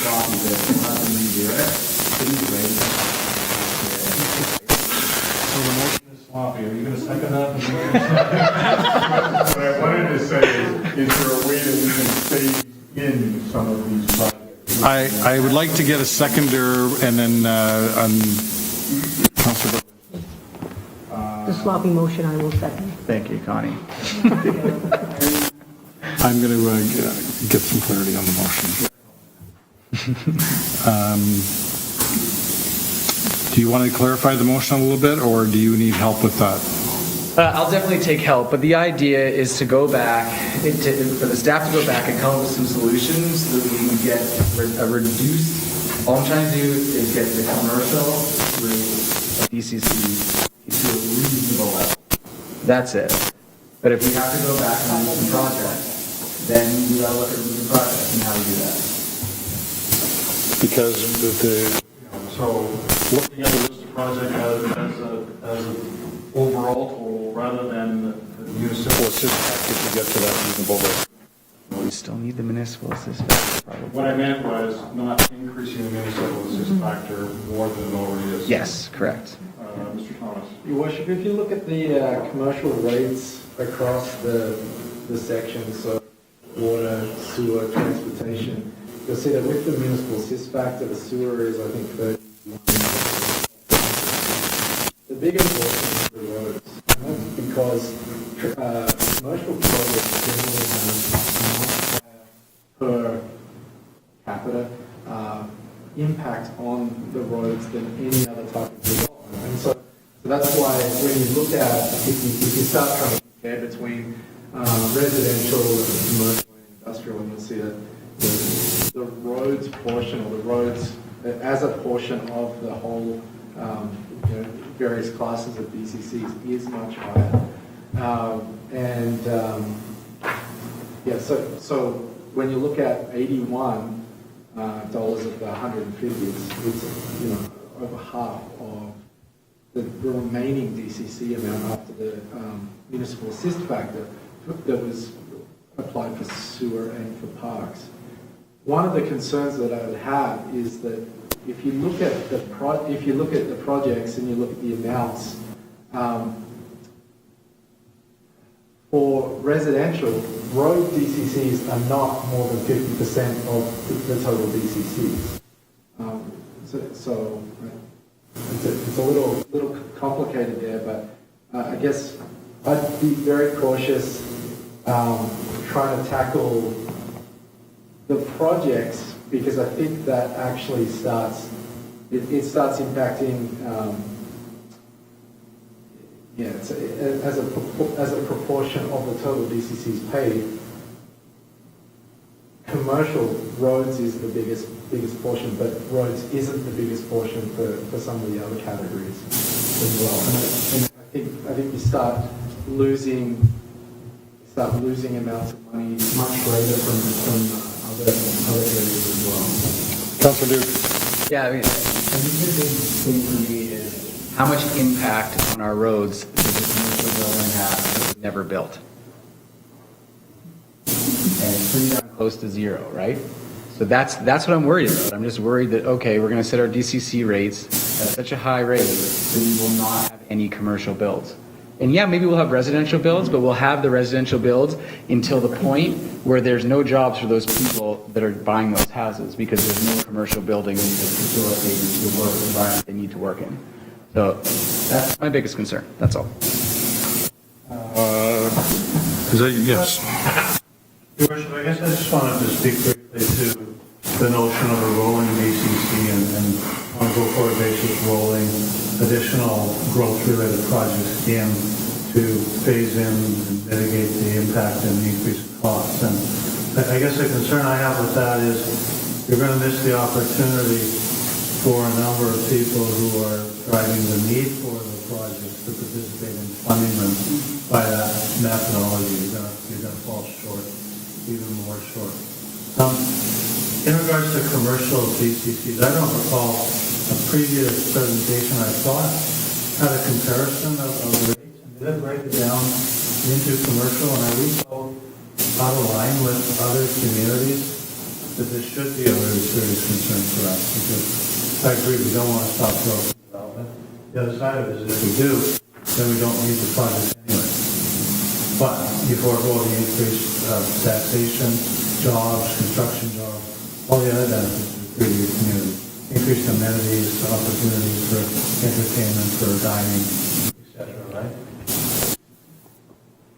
Do you have an answer to that, Lisa?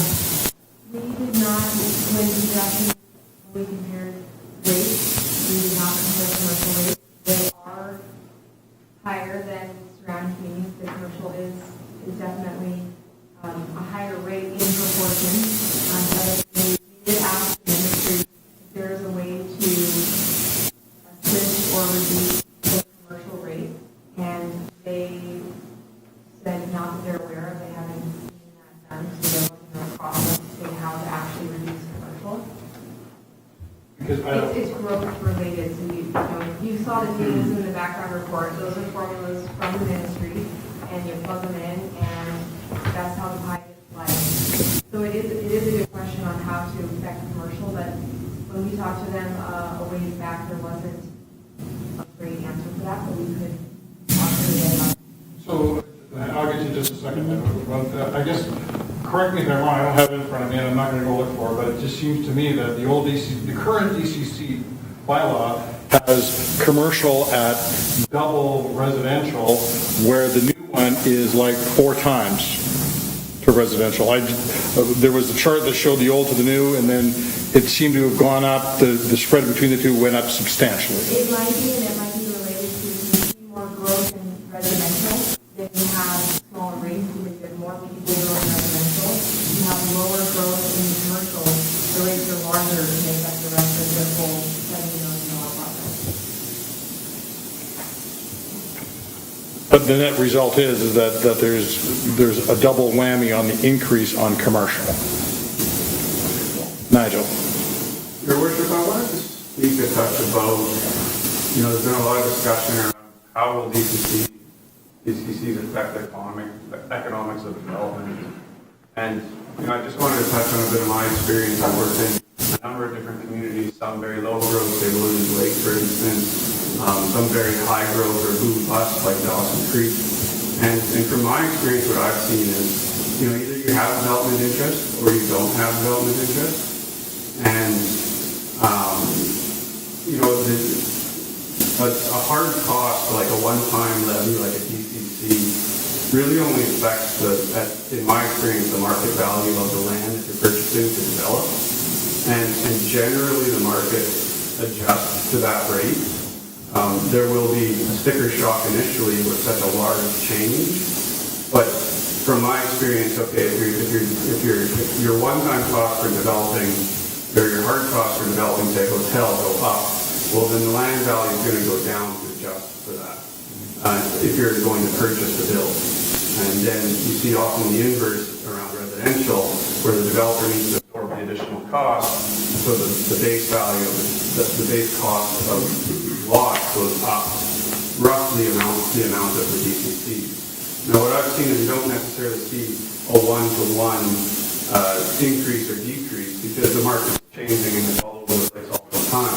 So exactly how much you're impacting really varies depending on your market. And seeing Revelstoke and the development interest here, I would be very surprised to see a one-time levy drastically affect the development of commercial properties. I think that may cause a touch of cooling off at a point until the market rates adjust to what the development cost of their land is going to be. But ultimately, they will adjust. The market, the development interest is development interest. And if there's going to be development interest here, or Vancouver, or Hong Kong, or anywhere, or Dawson Creek in a boom time, the developer is going to pay anything to get units built there on that property.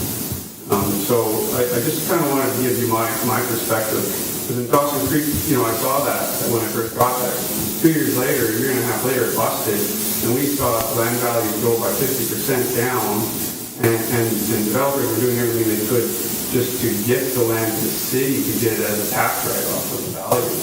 So I don't see DCCs really having an end-of-the-day cost. They may have an immediate impact, but over time, the market will adjust. Council Brothers. And I agree with you, Nigel, I understand that, but from a mining perspective, we're a very, very small community. If we turn that off, there is a risk that it will be very difficult to turn it back on. That is my concern, is that we can't make it so onerous right off the bat, like a sticker shock, that we turn it off and then, we're getting things going, we're generating, people are interested in the community. If we turn that off, can we recreate that again? And that is my big concern. Councilor Duke. I agree with Nigel that if the DCCs will erode the land value, and that is guaranteed 100% what will happen. And I'm not also in the position where I'm trying to erode people's land value here either. And it will take time for that to happen. It'll take probably 2 years for that to happen, because someone thinks today this is what land's worth, and some guy's going to come, well, I'm going to offer you, $700,000 less because that's what the DCC is jumping on a hotel. That person's not going to sell that land. They're just going to sit on that land, and until they come to the realization, like, oh, maybe this has eroded the value of my land, and that will take a couple years, and that is what I'm actually most concerned about, is that it's going to slow our economy down. That's what I'm worried about. Yeah. Any other comments or questions on the motion? Councillor English. Can I have the motion read back to me? I knew somebody was going to say that. Aren't we accidentally doubled up on motions now? Because we have my sloppy motion and we have your motion. Right? No, we were trying to, and I hate to put anybody on the spot and try to figure this one out, but it's basically for staff to look at the list of projects to see if there's a way to ease the burden on the development side of the equation for the bylaw. I just have a quick question, Your Worship. To Lisa, should it be staff that looks at the project list, or should it be council that looks at the project list?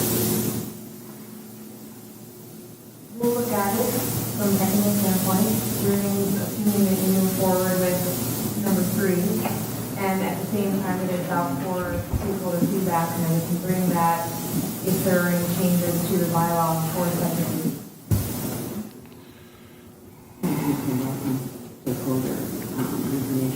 Well, I think that we're just giving a message out to the community that we're moving forward, but we still have concerns and questions about the eventual price tag, and we're looking at other options to try to mitigate that.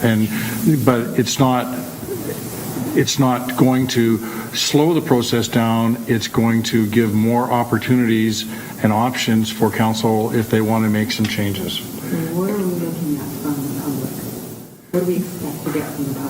What we're sending out is a first reading of the bylaw, and it's going to go out just the way that it's written, but I'm hoping that staff will include the concerns and the direction that council has given on what it wants to be looking at when it comes back for the second, third reading. Does that make sense? It makes sense to me. Okay. And that also concerns me, that it makes sense to me. Mr. Sabot. Just speaking to DCC and the impact on land value, contextualizing it with the residential experience. If residential DCCs are $25,000, does that matter when the price of housing in this community is being driven by a number of factors?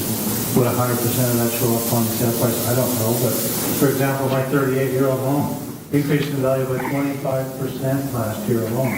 More than 4 times the proposed residential DCC. I think I'm winning. Oh, yeah. No argument with residential. I think we've nailed it on the head with this DCC bylaw. Yeah. And that's the community that's been built, right, and the amenity and the attractiveness to it now. So, and I guess the point that I'm trying to get at is that I think that we have done I think that I'm more comfortable with the sewage treatment plant, the direction that we're going, now and the users, now what are we doing about the other side of it? And that's really what we're talking about. Are you still waiting to hear something back on what's written down? Yeah. I don't want to put Teresa on the spot. Any other comments or questions, Councillor Orlando? Yeah, I'm supportive of the motion. Any future council at any time can take a look at municipal factors or those types of tweaks, but it's more the IMP, in the short-term phase, that will have long-term implications to the actual projects that we're going to be signing off on at this point, and the industry's involvement and overseeing that gets, in my mind, gets more locked in. That you can make adjustments, but I think they're more difficult and more procedural in the future. So if future councils want to take a look at the municipal perspective, they can actually be fine, but these items and I think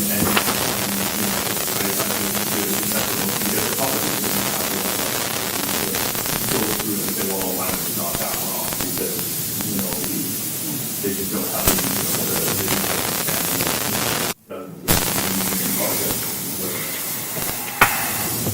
Any other comments or questions on the motion? The motion is to look at the list of projects to see if there's an opportunity there to make some changes.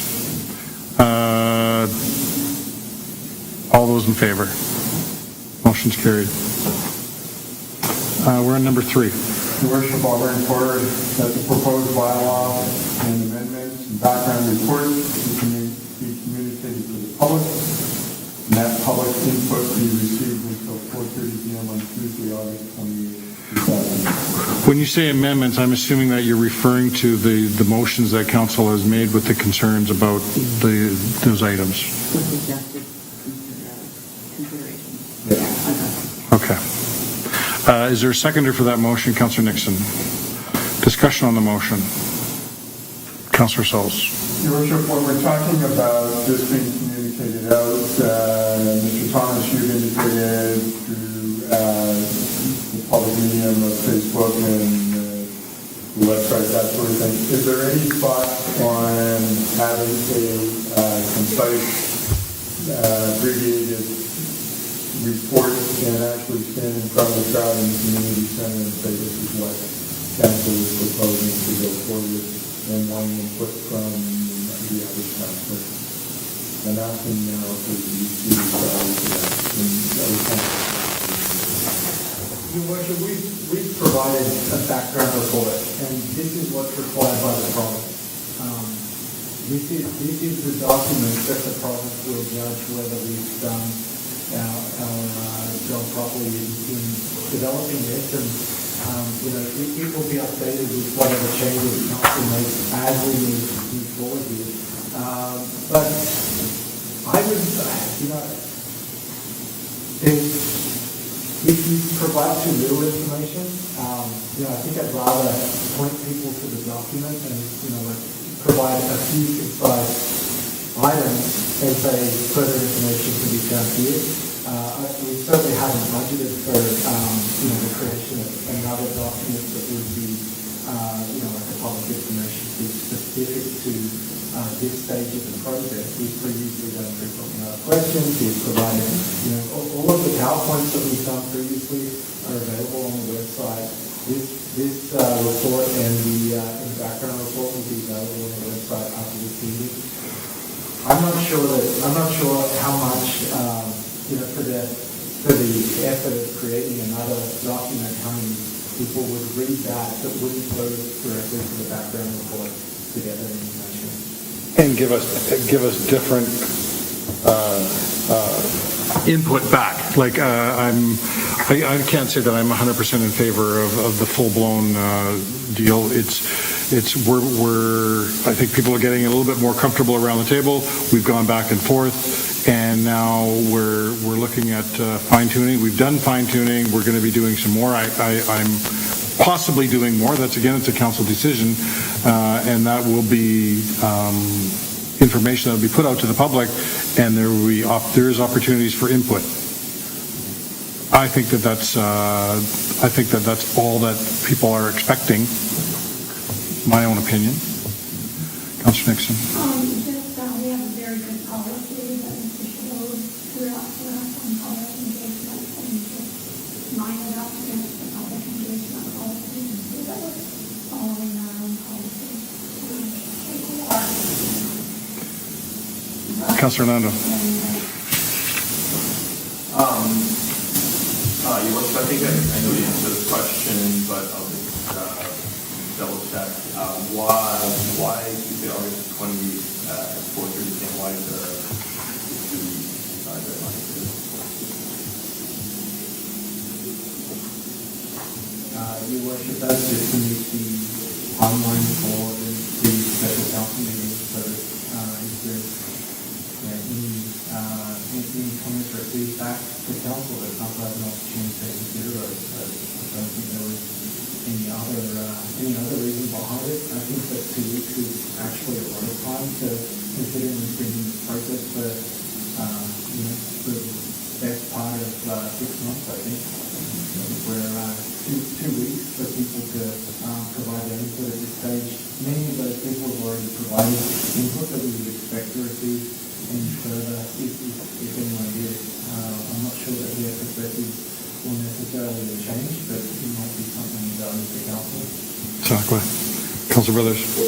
I understand that, and because the public has desired to participate in this, I think we have to be sensitive about that. One thing that I did note in the report, and I think is really great, is that there are the comments of the public within the report that clearly say that those comments were listened to and taken into consideration. So I think there's a comfort level to the public for that. At least from my perspective, that's what I will say, is that your comments are not sort of just being shoved into file 13. They are being listened to. They have been incorporated into the thoughts of not only staff but also council, and we're moving forward with that. So I think we're good with that.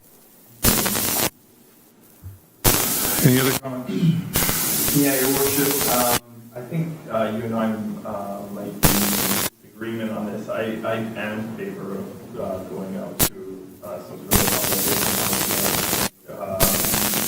I realize that the obligations outlined by the ministry focus on stakeholder engagement, but I think there's an opportunity for clarification, and I think that would be provided by holding some sort of housing meeting where everyone I realize it's complex and there's a lot of boxes. I don't expect everyone up to be up to 100% technical understanding of everything that's going on, but in many society, most of the time we don't have all the information. We're going on what I think works, and especially my concern is that the development community certainly paid a lot of attention to this process, but I don't know that the public will our proposing factor perhaps has their mind fully wrapped around the implications for them on this.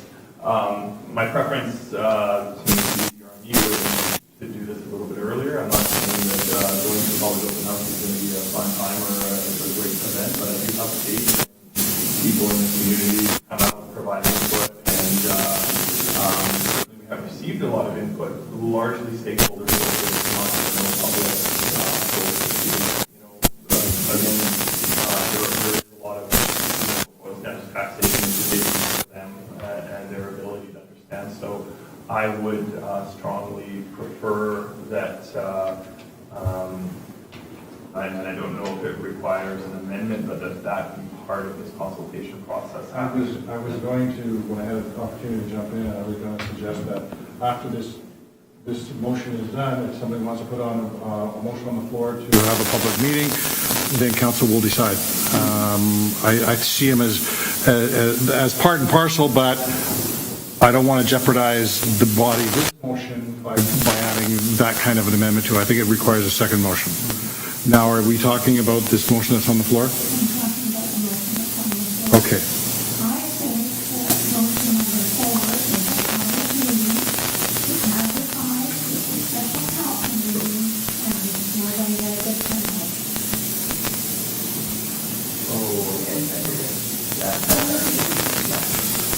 Councilor Brothers. And I was just going to reiterate or say what the council is saying, morph more complicated, but more information to be given so that they can see what we're doing and Well, I think we are strengthening the motion, but this council meeting here, with the amount of information it's going to is doing the exact same thing, and that's going to happen again at the next meeting until the council adopts it or turns it down. So I don't have a problem with somebody bringing a motion after this is here about doing a public meeting. If that's what they would like to see, the council will make a decision. That's a whole other discussion we're going to have in a minute. Right now, it's proposed bylaw amendments and background work changes. So that's what we are. Are you talking about this motion? Yeah, well, I'm happy, yes.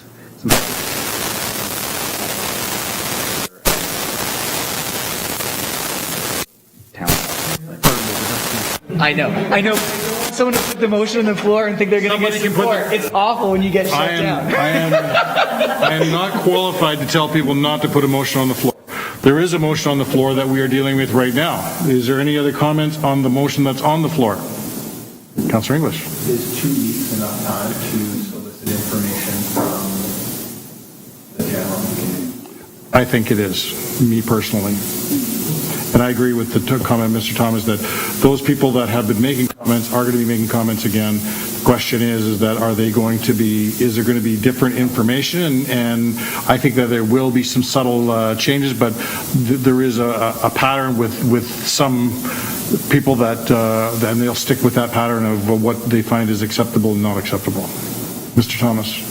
Your Worship, one of the things, and you mentioned we received a bunch of feedback previously. One of the things that I want to be quite clear is that we don't have the resources to answer every question that comes in. And instead, what we'd like to do is say if there are questions that are raised, that those would go to council for your consideration. That's right. Start if you feel that they haven't been answered. Because one of the criticisms that we've received is that we haven't answered the questions that have been asked. We never said that we would directly answer questions. We've received over 100 pieces of feedback, many of them with questions embedded in them. In my mind, those are questions that have informed the process and certainly have been added into council's consideration of council and staff's consideration of this process moving forward. So I would encourage that when we do this, we will put it out there that the DCC update email is available. But again, I don't think that we're in a position to be answering a potentially large number of questions from people. Instead, those would be questions that council would be informed. And I think it's worthwhile to remind council of the process that we're in. And I don't see this as being much different than a public hearing, where you are at a public hearing, you're there to listen to the public. You're getting all of these comments in, and you have to decide that this is an important comment here or a question. You are making the decision. You should be asking the questions that you think are important, that are going to help you make the decision, and that's how we can best utilize the staff, by you deciding where we want staff spending their time. And I think it's great that the public, a lot of the public is engaged and is asking these questions, but it's you people around the table that are making the decision. And you have to, if there's something that is bothering you that you don't know, then it's up to you to be asking the question. And frankly, there has not been, that I've seen, not been a lot of it. There's been quite a bit, but I actually thought that there would be a lot more. So again, and I would not support staff going, and you said 100, but I thought it was over 200 or even closer to 300, and we can't have staff doing responding to every question that everybody has when this table is the one making the decision. All right, motion. Everybody know what we're talking about? Any other comments or questions on the motion? All those in favor? Motion's carried. Councillor Orlando. Yes, I have a new motion, and that is that as part of the communication outreach prior to August 28th, staff hold a public information open house. Public open house, information public open house, there's a motion on the floor. Is there a seconder for that motion?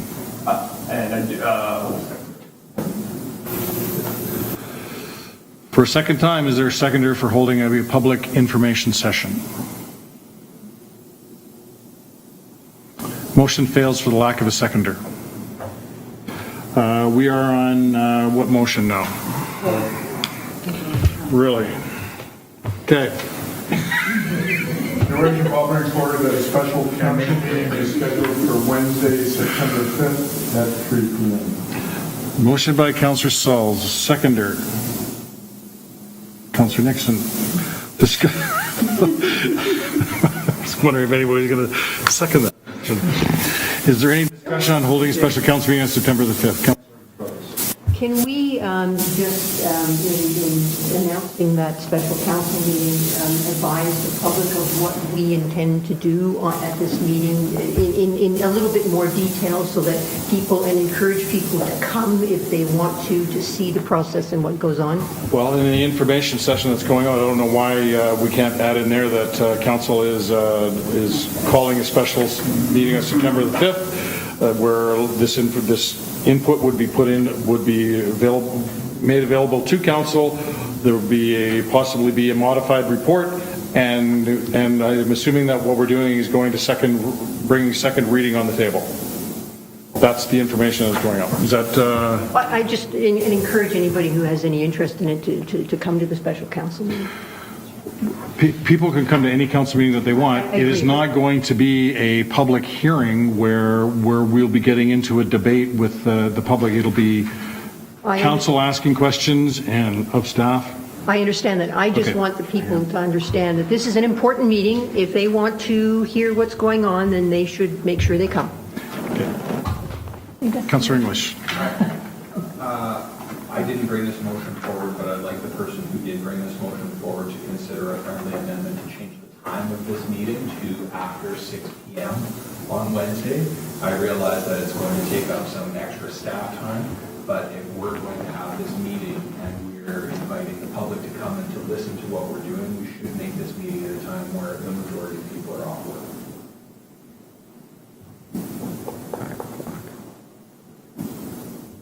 Mayor's birthday. September the 5th. No way. Going out for dinner. Oh, wait. 6 o'clock meeting. You get the early bird special. Oh, yeah. I'd say the way this meeting's going, it'll be like a 10 o'clock dinner.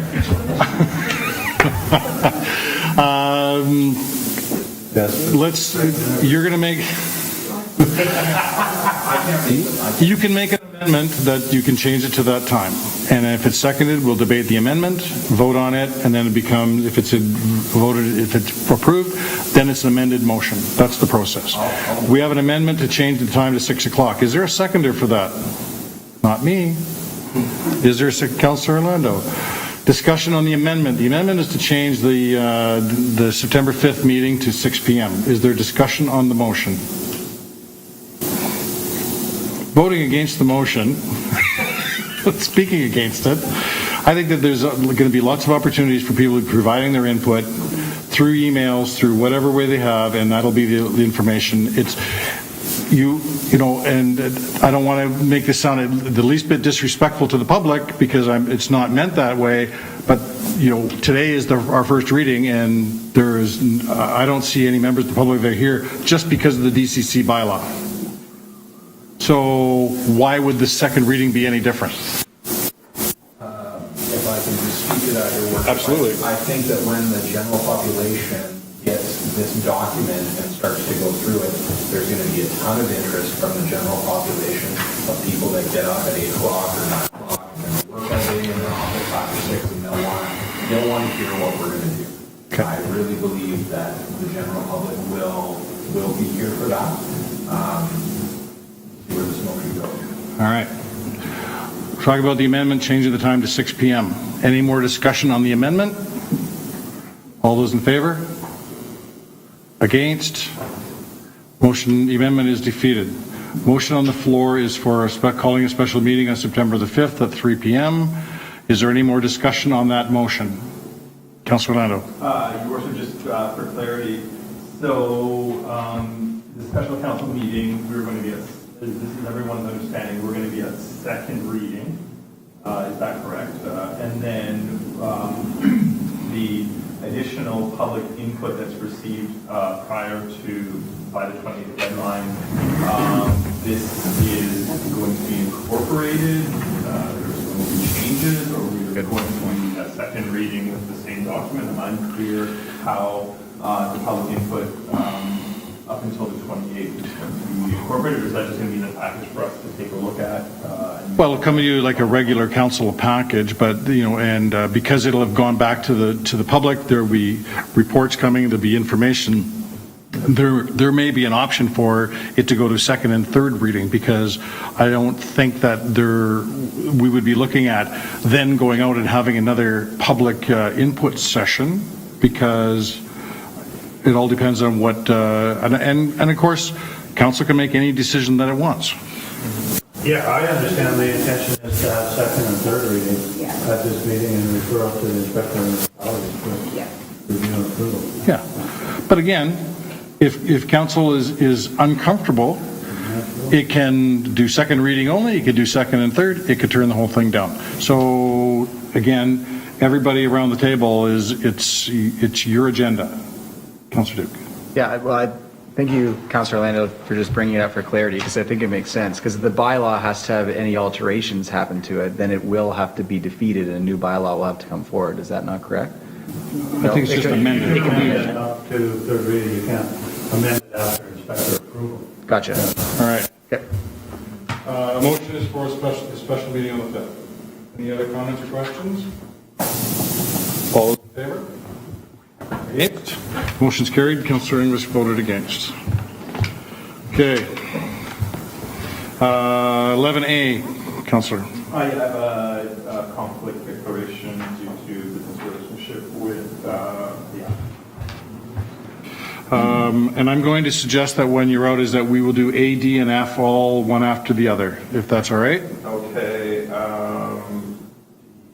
Yeah, same declaration for D as well as F. Then we will do them all at the same time. Mr. Whitehead, you have a presentation for us on this? Yes, Your Worship. I don't have a visual presentation prepared. What? It's a fairly basic proposal here, and I'll just wing it from my chair. The proposal here is for a temporary extension of a liquor service area for the rear of the River City Pub, which is at 112 2nd Street East. They are proposing, this is for the Luna Festival on September the 29th from, I believe it is 4 p.m. to 2 a.m., a roughly 50 by 50 foot area at the rear, similar to what they've done at a different event a number of years ago, roughly facilitating 180 to 220 people. Staff are recommending approval, which would be forwarded to the liquor licensing branch to consider for their approval, subject to the conditions which are attached to the report, a number of items, just to reconfirmation on page 7 from the fire chief regarding safety of the area. And this is just for a 2-day thing anyway, right? It's essentially 1 day and 1 day. 2 a.m. All right. into the next day. Okay. Anyone want to make a motion? I'll bring the motion forward. That application, LIQ 2018-04, for a temporary change to a liquor license be received and the response of no objections subject to compliance to the Revelstoke Fire Rescue Services requirements to the Liquor Control and Licensing Branch with respect to application LIQ 2018-04 for a temporary patio expansion at the River City Pub to coincide with the Pros Luna Festival to be held on September 29th, 2018 be provided. Motion by Councillor Duke, seconded by Councillor English. Discussion? Yes, Mr. Chabot. Your Worship, I didn't have a chance to review this report before it was included in the agenda. I'm just looking at it now. The one concern I have, the patio extends onto the municipal lane, is the provision of comprehensive general liability insurance with the city as an additional named insured. I noted in the letter from the Regent Hotel, they say insurance issues will be the responsibility of the Regent Inn. We will provide documentation if necessary. I think it would be important to have that certificate of insurance, even if it's just a 1-day advance insurance. So is it okay with the mover and seconder, just add the certificate of insurance be provided? It does, okay. Yep. Any other comments? That's satisfactory? Yep. All those in favor? Motion's carried, thank you. Item D, this is the MRDT. I'll bring that forward, Your Worship, that the Mayor and Director of Corporate Administration be authorized to execute an agreement with the Revelstoke Accommodation Association to undertake tourism, marketing, and promotion activities utilizing the funds received by the city through the Municipal and Regional District Tax Program. Motion by Councillor Brothers, seconded by Councillor Sauls. Discussion on the motion. Okay, all those in favor? Motion's carried. And we're going to go into item F. I can bring up forward, Your Worship. That J Construction Limited be awarded the tender for the 2018 street upgrade project based on the tender bid of $538,172. Motion by Councillor English, seconded by Councillor Sauls. Discussion on the motion. Just good to see local contract getting that bid by sharpening. And Councillor Sauls, you have your hand up? Yes, Your Worship, just that's to complete the other work that is in conjunction with what we. Anyway, just want bidding on it. Okay. Any other comments on the motion? All those in favor? Motion's carried. Can we let our councillor in? And when he walks in the door, we are going to go to item 11B. Okay. We do C? Oh, B, yes. B. Okay. Bada bing, bada boom. B. B, I'll bring forward, Your Worship, the 2018 Resort Municipality Initiative funding recommendations in the amount of $10,000 towards bike racks as recommended by the Tourism Infrastructure Committee be approved. Motion by Councillor Brother, seconded by Councillor English. Discussion? Nice to see. Yes, Councillor? It's great to see, and I think what everybody noticed is that even with the parking enforcement, it seems like more people are riding their bikes to work, and so we saw a lot of bicycles around that are on buildings, and so the Tourism and Infrastructure Committee was more than pleased to give the city an extra $10,000 to clean that up. Councillor Lando. It might have been in a previous report, and I missed it. I'm just curious where the bike racks go. Mike? Your Worship, we've got a location that we're working with the Parks and Recreation Department. We've got two locations. One of them is in front of the clock at the entrance to Grizzly Plaza from this direction, and that would be it would serve multiple purposes as well. We get a couple of vehicles an hour traveling the wrong way down that one-way section of Grizzly Plaza, so it would actually extend out sort of acting as a bump out. There'd be planters in front of it, and probably another no entry sign.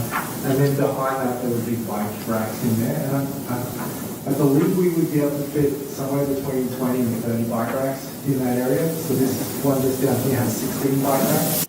So that should help with music in the plaza in the evenings in the summer, as well as during the markets. We should see more people putting their bikes there instead of meeting them up against buildings. We do have a couple of other locations, but that was the one that was certainly at the top of my mind. I believe the Director of Parks and Recreation is going to talk to the markets about that. It's probably not something we're getting in this year. I think parts have to be ordered, so it's more likely to happen starting next year. But it's certainly something that we'll plan out, and we'll start communicating with the user groups in that area. Okay. Councillor Nixon. I think that's a great idea, that location, because that might keep some of those buses from pulling in there and idling while they're picking up people from the restaurants, because I have heard complaints about that. Traffic calming, that's what I see it as, traffic calming. Did you ever hand up again? Yeah, Your Worship. Yeah, I was just going to say, I think the new racks down the street are great. They're full most of the days. I just, I guess my only comment is as cycling becomes more and more popular here, more and more people use it, we'll have more demand, and I guess what I'm trying to say is the design of them matters. I know these ones here are great, they're a little tight, so, you park in the middle, and people park their bikes, you can't get it out, and bikes are getting damaged, so just if we could sort of think of this infrastructure as being like a permanent thing, design matters. Your Worship, I can speak briefly to that. This one is a trial. There's, it's all removable. Long term, if this is something that we want to do, it would be great to start looking at the design, not just the spacing, but also like the materials that we use. Is this something that we could use, we could turn into more like the parklets sort of thing that you see in other cities, where it's actually the whole thing is sort of this fixed structure that then just gets removed. We haven't talked about how we store it and things like that, but the more permanent looking you can make it, and more part of the urban environment you can make it, I think the more pleasing it would be for sure. So some ideas there, definitely looking at next year if we do one at the same location, I think we would widen it out a little bit and we'd make a little bit more room for those inside bikes. And this is the feedback that we get by doing these incremental trials. We work out what those kinks are before we go and put something in that's permanently there and is a frustration to everyone. Okay, we have a motion on the floor. Is there any other comments? All those in favor? Motion's carried. And we are on item 11E. Oh, sorry, yes, yeah, I just scribbled it out. Item C. I'll bring that forward, Your Worship. Sorry, Carolyn. Waiting all this time. Had your hand up to make comments about the DCCs and I ignored you. No, that wasn't me. Councilor Brothers. All right. I ignored somebody. That the submission of the application to the BC Rural Dividend Fund for the Technology Strategy 2.0 project be supported. Motion by Councilor Brothers, seconded by Councilor Sauls. Discussion on the motion. Councilor Orlando. Oh, yeah, I'm supportive of the application. It's fantastic. And just to touch on what I mentioned a little earlier in the meeting, some of the benefits, especially the bigger benefits that have been identified through the kind of committee and the strategy that's happening there are longer term projects.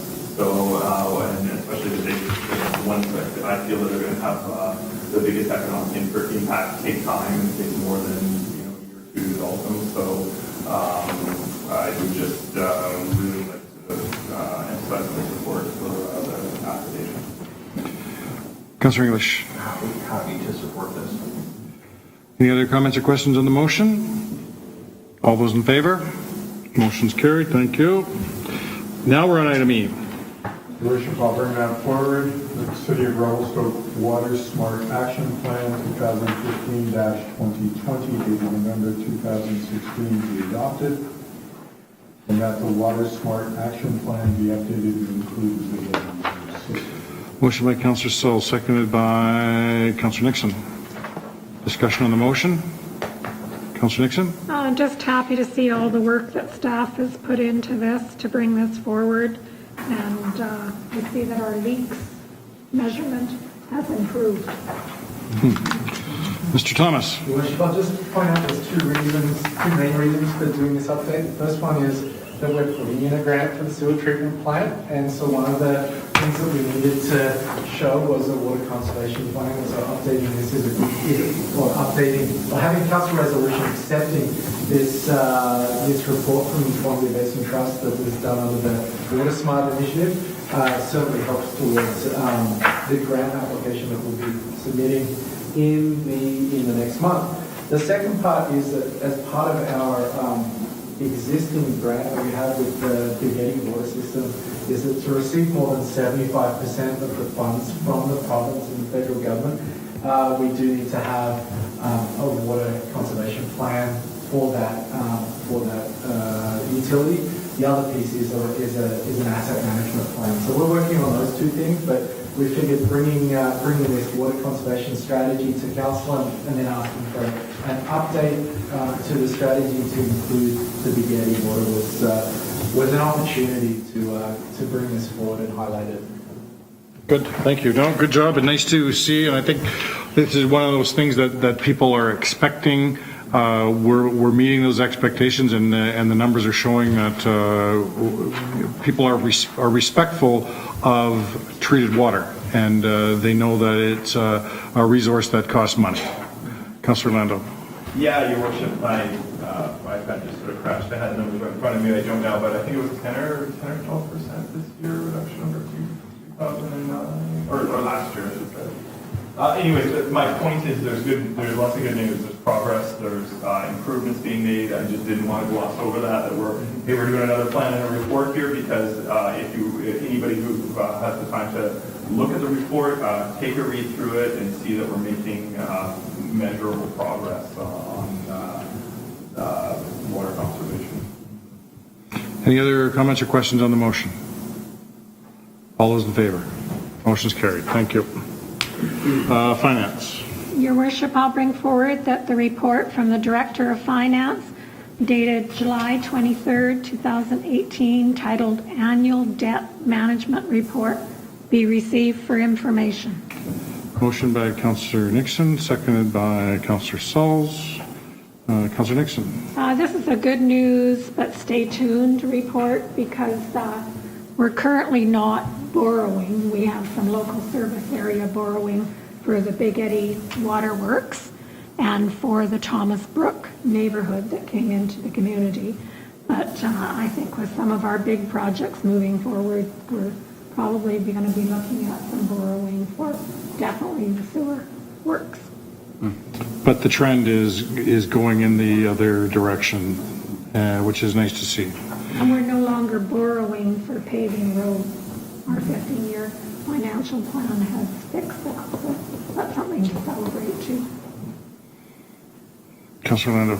Yeah, Your Worship, I first got introduced to the city's debt issues with reports similar to these, sort of coming out in dribs and drabs, and it did take me quite a while to, over the years, figure it out and feel like I have an understanding of what the city's debt is, and I know, what our issues is, where they came from, and what the path forward is. So I would just encourage anyone who is interested that Ms. McCabe is available if you want to go talk and get a holistic picture. I feel this is a snapshot of a certain part of the overall debt picture, but it's certainly interesting stuff.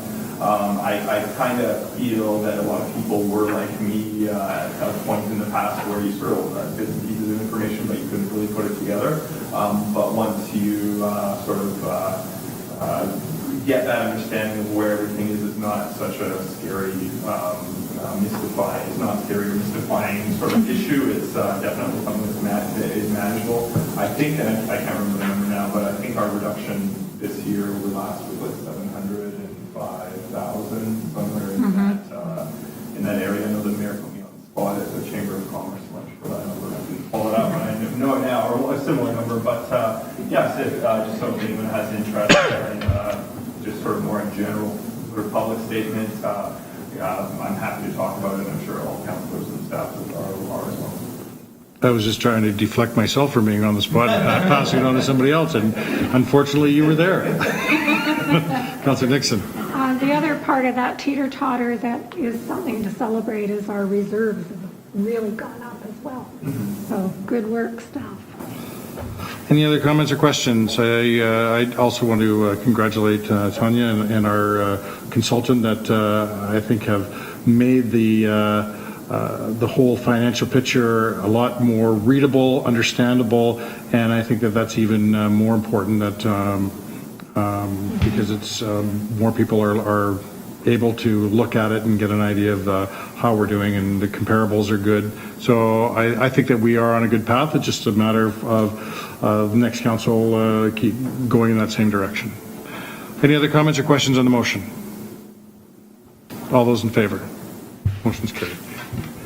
We're into correspondence, and we have a letter from the Columbia Sub-Regional District requesting a support letter for National Disaster Mitigation Program application. Councillor Orlando. I'm just going to ask, is this something that's appropriate to refer to staff, or have staff already been over this? It seems like, it's regional district, but it does mention in the letter that there's for level stuff as well. I don't understand, I'm clear on that. Your Worship, the deadline for application on the elected letter of support before August 31st. I see no reason why we wouldn't support this and find this initiative and effort important to us as well. With climate change, the risk of catastrophic flood and landslides, with forest fire activities, causing the soils not able to flow. Just turn on the news. It's important. Your Worship, I'll make a motion to send a letter of support and also ask that Parks Canada be included. Because one of the things sitting on Mount Revelstoke is a nice big fault. And if it went into When you say Parks Canada be included for a letter of support, or Parks Canada be included in the study area? Well, Parks Canada be up to date on what we're doing to let them know. Oh, okay. So we're just going to CC him on this. Okay. And that's a motion. Is there a seconder for that motion? Councillor Sulls. Questions on the motion? All those in favor? Motion's carried. Does anybody want to do anything with this letter from Mr. Evans on development cost charge? I'm assuming it automatically gets added to the pile of development cost charge inquiries, comments. Councillor Brothers.